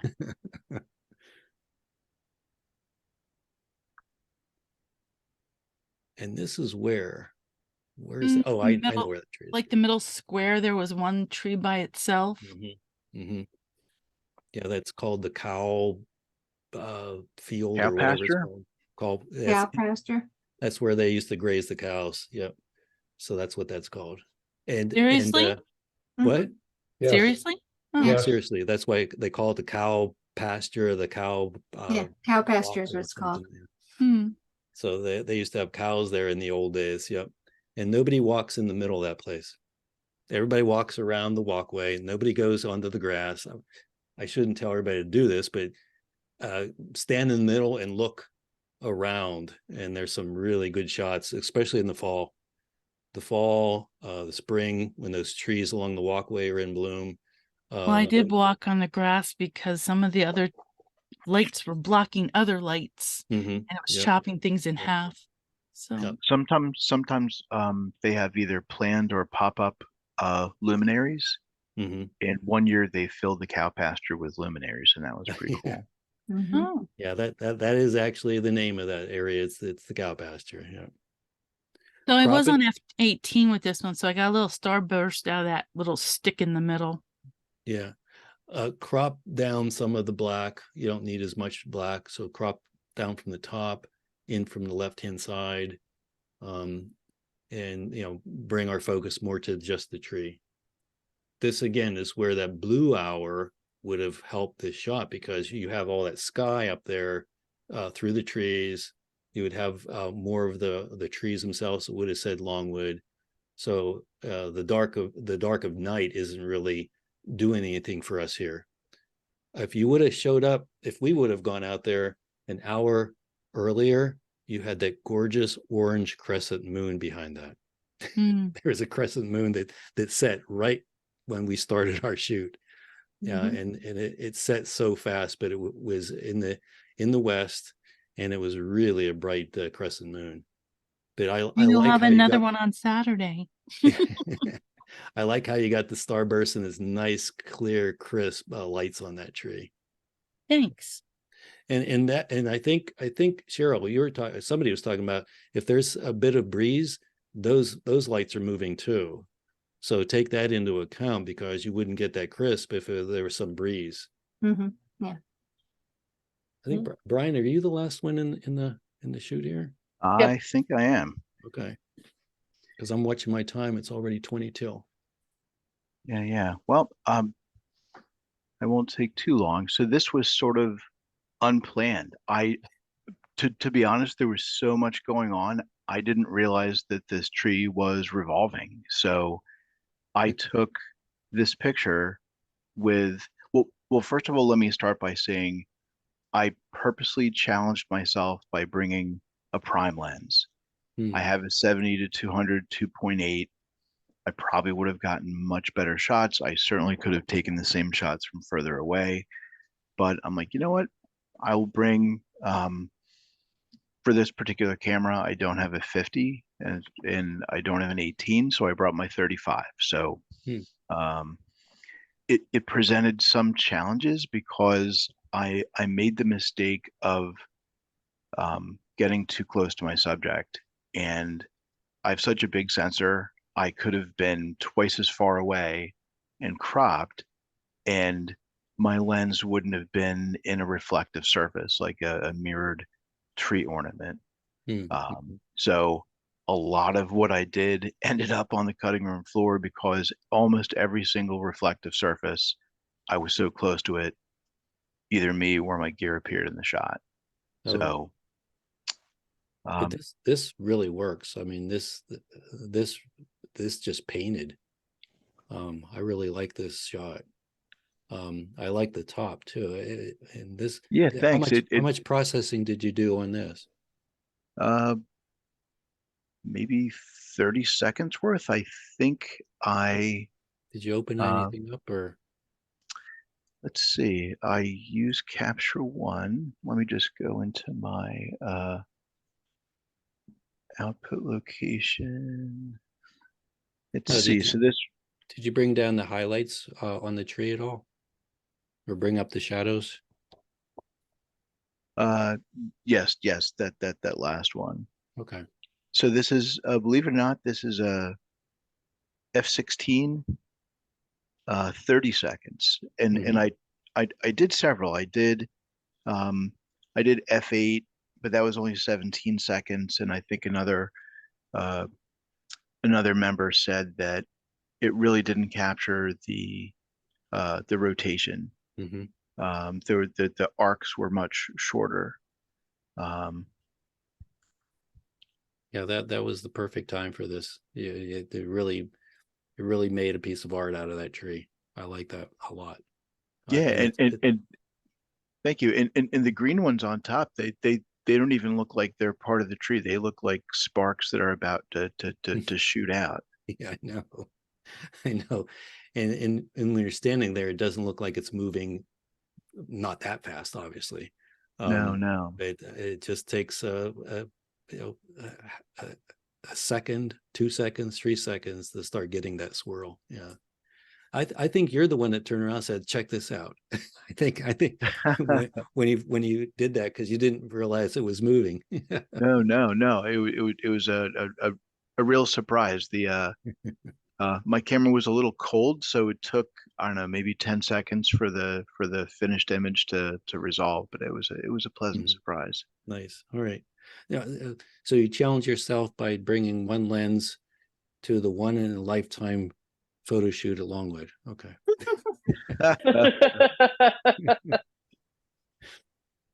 And this is the same lens, I'm assuming. Yeah. I remember that tree. Yeah, it was inside the ballroom. And what really caught my eye here was just different textures and different colors. It wasn't the typical red and green tree. It had flowers, it had cones, it had butterflies. Yep. Aren't these the trees that are done by the school kids, the local school kids? Yeah, I believe so. Yes. Community trees. Yeah. They've gone to community trees this year as opposed to individual schools, but same idea. Yep. Yeah. Yep. And there were so many different trees in there, trees with icicles and trees with tinsel, and a lot of real tinsel. Took me back to my childhood. I know, real tinsel. But this shot worked out because of the aforementioned problem I had with those mirrored Christmas tree balls. You know, you can't appear reflected in a paper flower. So, but yeah, that green and this was challenging because I also challenged myself to go full manual. I did a couple shots with aperture priority, but I figured I had 3 hours, so I just went full manual, including manual focus. And my camera has focus assist, where it actually highlights the peaks. You could pick blue, red, yellow, whatever a good contrasting color is, with a 200% magnification. So Yeah, it's called focus peaking. Yeah, yeah, on the focus peaking. on the LED. Yep. Mhm. Yeah, that how many of you use the LED, the back panel? Oh, I used it all the time. Use it all the time? Okay. Yeah, if you want to get, I kept switching between because sometimes I couldn't focus through the viewfinder. I couldn't really see it. But with that focus peaking on the LED, that really helped me too. Yeah. So Brian, I know what you're talking about. And if you don't have it turned on, you should always have it turned on if you're using that back panel. Yeah, exactly. The one thing I would, Does the focus peaking only show up on the back panel? Yeah, it does. No, on some of the mirrorless, it shows up through the viewfinder now. Yeah, That's what mine I does thought. both. Mine does both. Okay, thanks, guys. Mine shows up in both. Yep. So the mirrorless, you're basically seeing LED through your viewfinder. So they can give you a lot more information through your viewfinder. I still have a DSLR, so I have the mirror that flops up and down still. Go ahead, Brian. Oh, I was just saying, if I have out of town guests staying for Thanksgiving, but if I had more time to spend in front of my computer, many of these bulbs, I think, are, I use Capture One, and it'll show you the clipping. Highlight clipping. Yeah, And, but those are white bulbs, so it doesn't bother me that they might be clipped. I was going to mention that I think it's holding enough detail in those white bulbs that I wouldn't worry about the clipping in the white bulbs. If you bring down the highlights, they'll start to gray down anyhow. So I expect to see white in those bulbs. So I don't see I see where the clipping is, but it doesn't bother me. I think I mentioned that to somebody else at the beginning of our walkthrough. I forget who it was. Was it you, Carrie? I can't remember. You saw the blinkies. You had the blinkies turned on and you worried about it. I said, don't worry about it. You're not gonna get any details in those white bulbs. But that's what I was gonna say, Brian. I think those white lights are the right exposure for my eye, at least on the screen. Okay. Yeah. Thanks. Yep. And it's tough to get all those shadows and the deeper colors in this.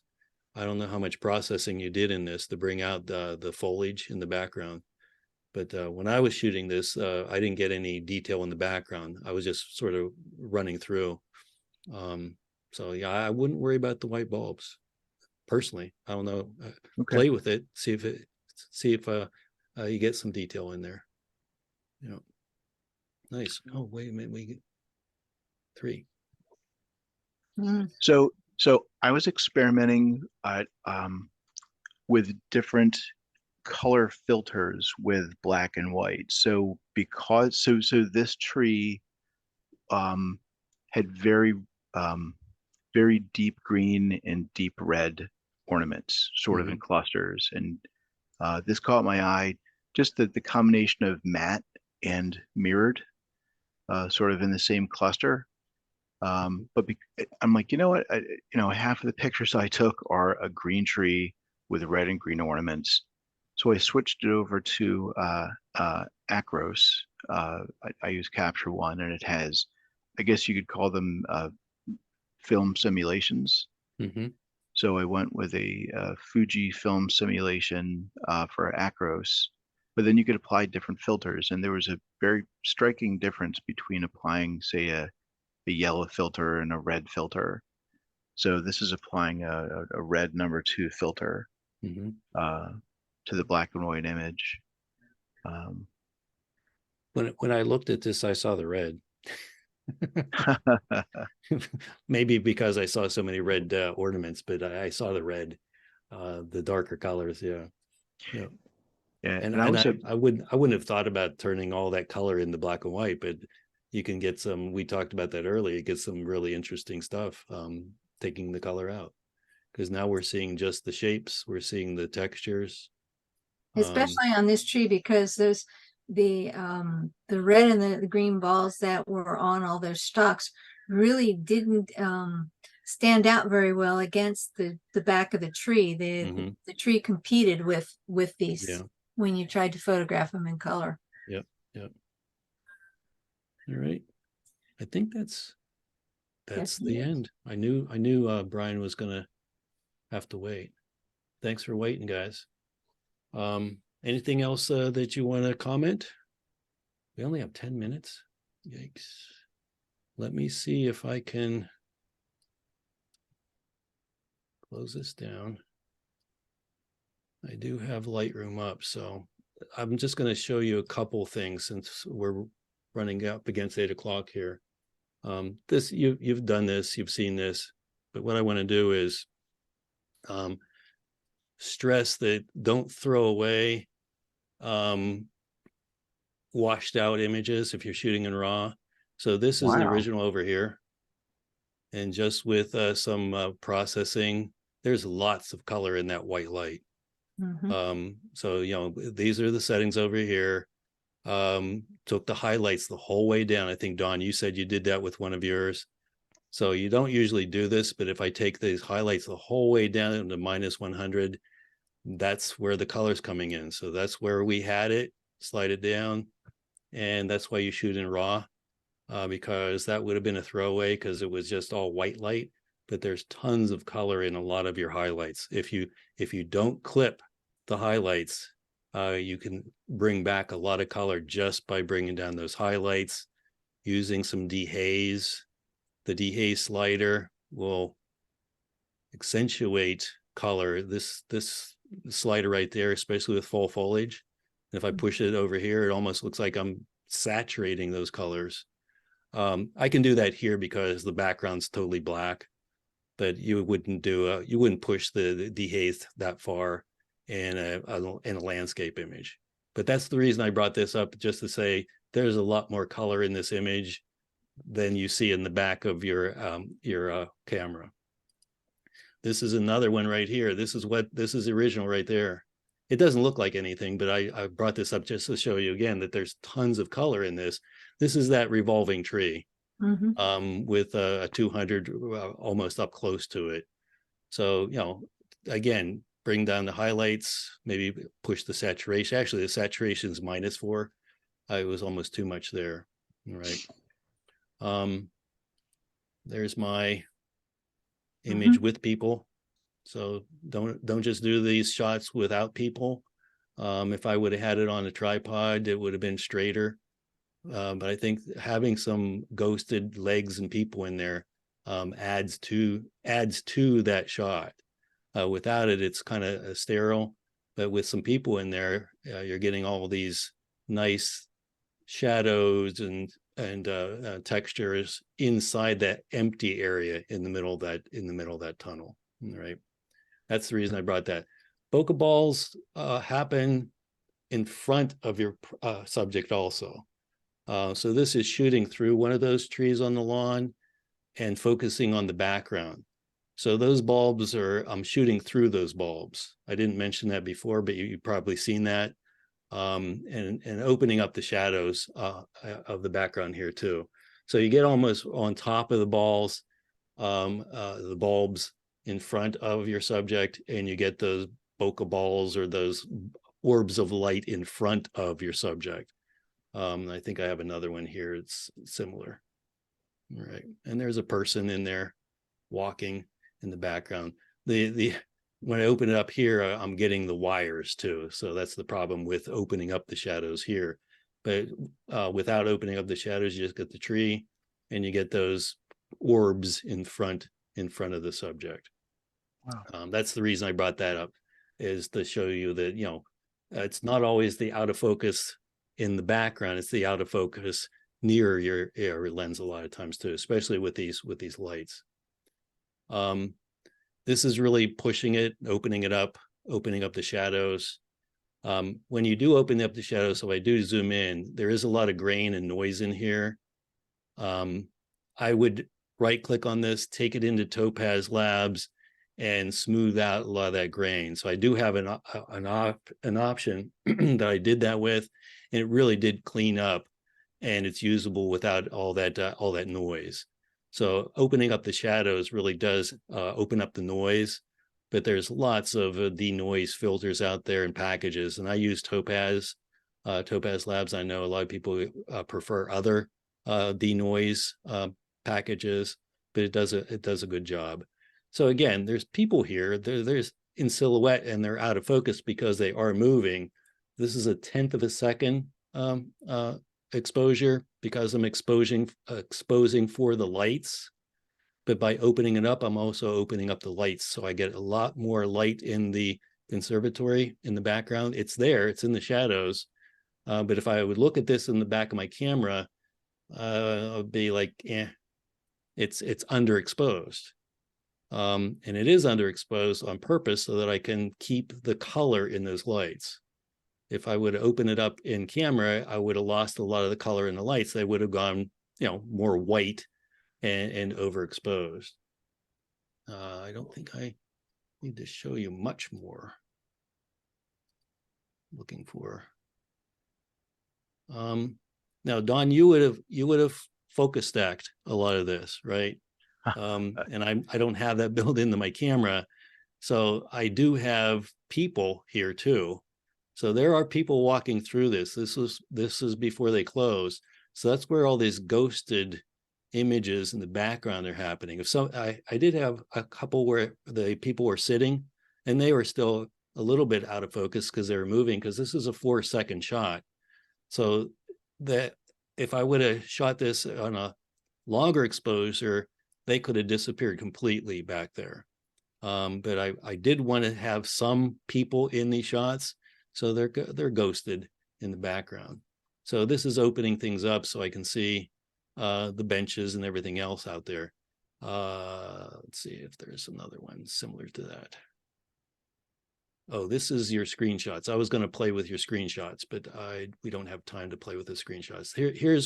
Here's what I'm talking about as far as the masking. For those who don't know Lightroom, this is your masking tool over here. This is in the development mode or module, and I can add a radial gradient. Put it right on that bulb. If I hold the shift key down. All right. And then you can I'm just going to play and open the exposure. Okay. And I can add contrast. I can bring the highlights down, the shadows up. So just adding the mask, you're not affecting everything outside. So you can select this box, you can select the ribbon, you can paint it on with a painted mask. So if I hide it, there's the before, there's the after. I'm pushing it so you can see it on Zoom. But just opening and adding that light on that one bulb puts your focus on the bulb instead of everything around it, right? So these are your masking tools. That would be a whole other class, but you do a lot of masking with that tool in Lightroom, and they keep improving that tool. So that tool is getting better and better and better. One of the tools that everybody poo-poos if they've used it in the past is this tool right here. It's the little Band-Aid. It's the healing tool. That's 1,000 times better than it used to be. I love that guy. Yep. Yeah. Everybody would take their image into Photoshop because it didn't have these features in the past. Now you can use it as a cloning stamp tool. You can use it as a AI eraser tool. So you can have it erase phone lines or that rope that we talked about in front of the pond. You can use these tools now, and it does a really nice job. So depending on which version of the tool you use down here, you're going to get different results. So in the past, we only had what was called the healing tool. Now we have a cloning version of it. We have an eraser version of it. So if you haven't used that tool for a while in Lightroom, take a second look at it.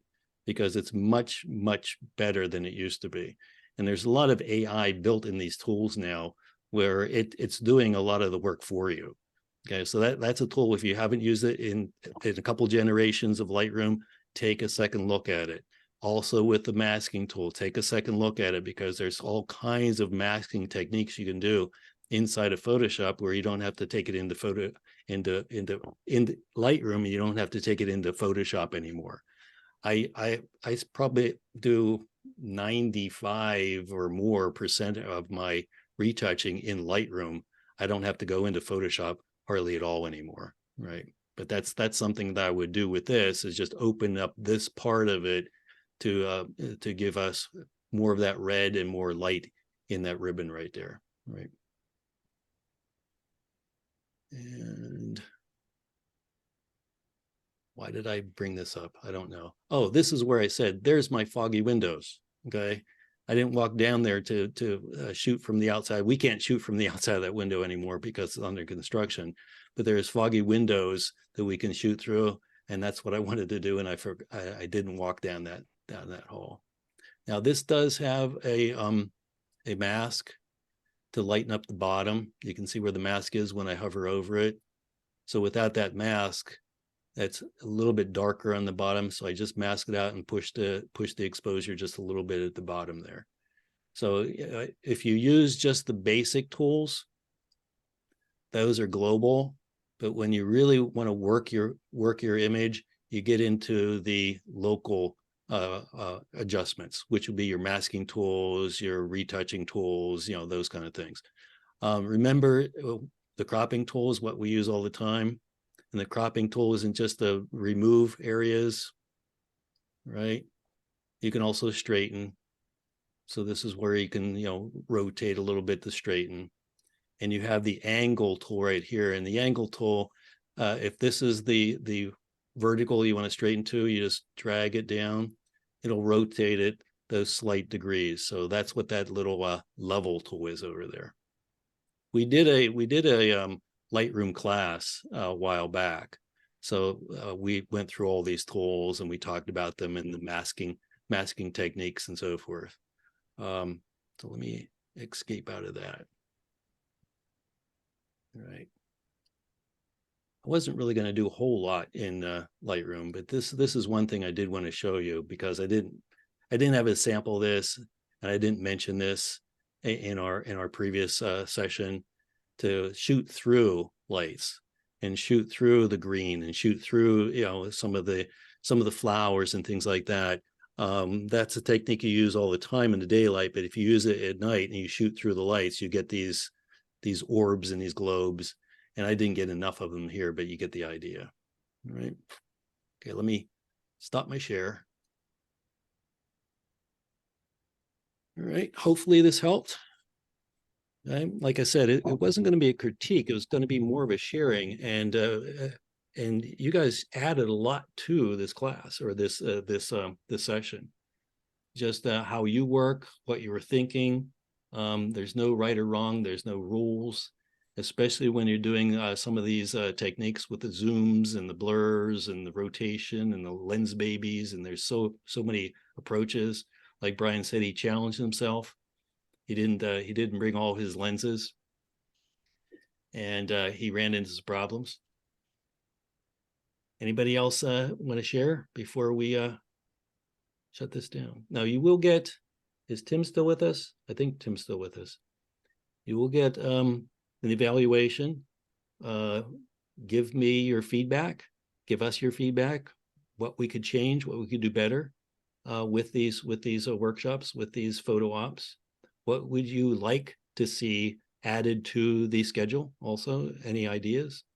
If you would like to see a whole like lens baby techniques, or the Lightroom class run again. I was gonna say, I was gonna chime in on that one, Bob. I would love to see another Lightroom class. Another Lightroom class, okay. Yeah. Yeah, maybe we'll run that again towards the end of the year, or maybe in the middle of summer or whenever. Yeah.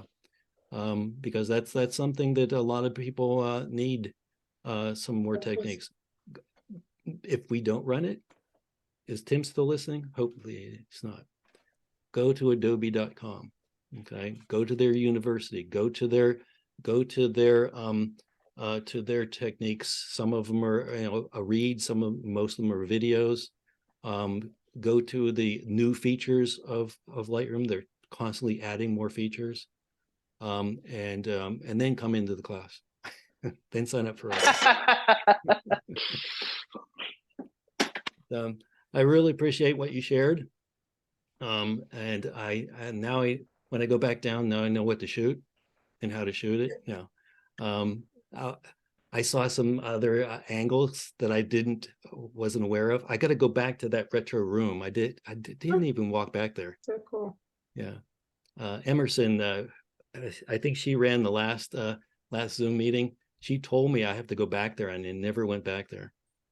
It was really pretty. Yeah, that's what she said too. Yeah. She liked the color combinations, those retro colors. Mhm. I remember I when think- my I think- mother's kitchen think- was all those colors. I remember those colors. Mhm. And now they're I coming think back, it's- right? I think it's one of my favorite treatments of that room that they've done in the past few years. Oh, really? Yeah. Yeah. Yeah, I very. like the retro look because I remember a lot of those kind of ornaments. And the icicles, somebody said they had real icicles that's Yeah, stuff they used. Tinsel, putting it Foil. on one piece at a Tinsel. time. We used to call them icicles, yeah. Yeah. That was always the kids' job to hang the icicles, and we got Yeah. bored, so we just started throwing them. Mhm. Mhm. And Dad would get No, so my he mother would would take get mad. he would take them all off and redo the tree. Yeah. He's such a perfectionist with his trees. Yeah, Just have to hang them just so. You I know. know Yeah. you're supposed to. And you hang couldn't bunch drape them. They had to be one at a time. Yeah, Grandma Yep. used to do that all the time, my mother. No, we would take a Hours. handful and throw them. Yeah, throw them. No. Wasn't times. allowed to do that. All right. Well, have a really nice Thanksgiving, guys. Happy Thank you, too, Bob. Thanksgiving. Thank you very Happy much. Thanksgiving. Yeah, If thanks, you're Bob. traveling, if you're Thanks, traveling, Bob. travel safe. Hopefully there's no delays, that kind of stuff. I We're look finally forward to getting seeing you. some rain. Yay. Yeah. Yeah. Look forward to seeing you at another class come 2024. No, Yep. Tim's already scheduled me for a couple of them. The one we're going to run, I think it's in January. I have to check. It's going to be using Flash in the garden. Mhm. So Oh, we're going to do some speed lights and some studio lights. We're going to take them in there and do some Flash techniques. Did that one around the time they had the poppies out, didn't you? Last year? Well, that wasn't really a use of Flash, but we did have some Flash.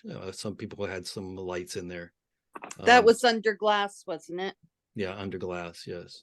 And you're doing that again this spring, right? Don't think we're not calling it that, but yeah, we're doing something like that. Is this the macro class? Yeah, because I got into that one this year. Oh, macro class? Yeah. I'm not running macro class, I don't think. Okay. I'm not scheduled for it anyhow, not yet.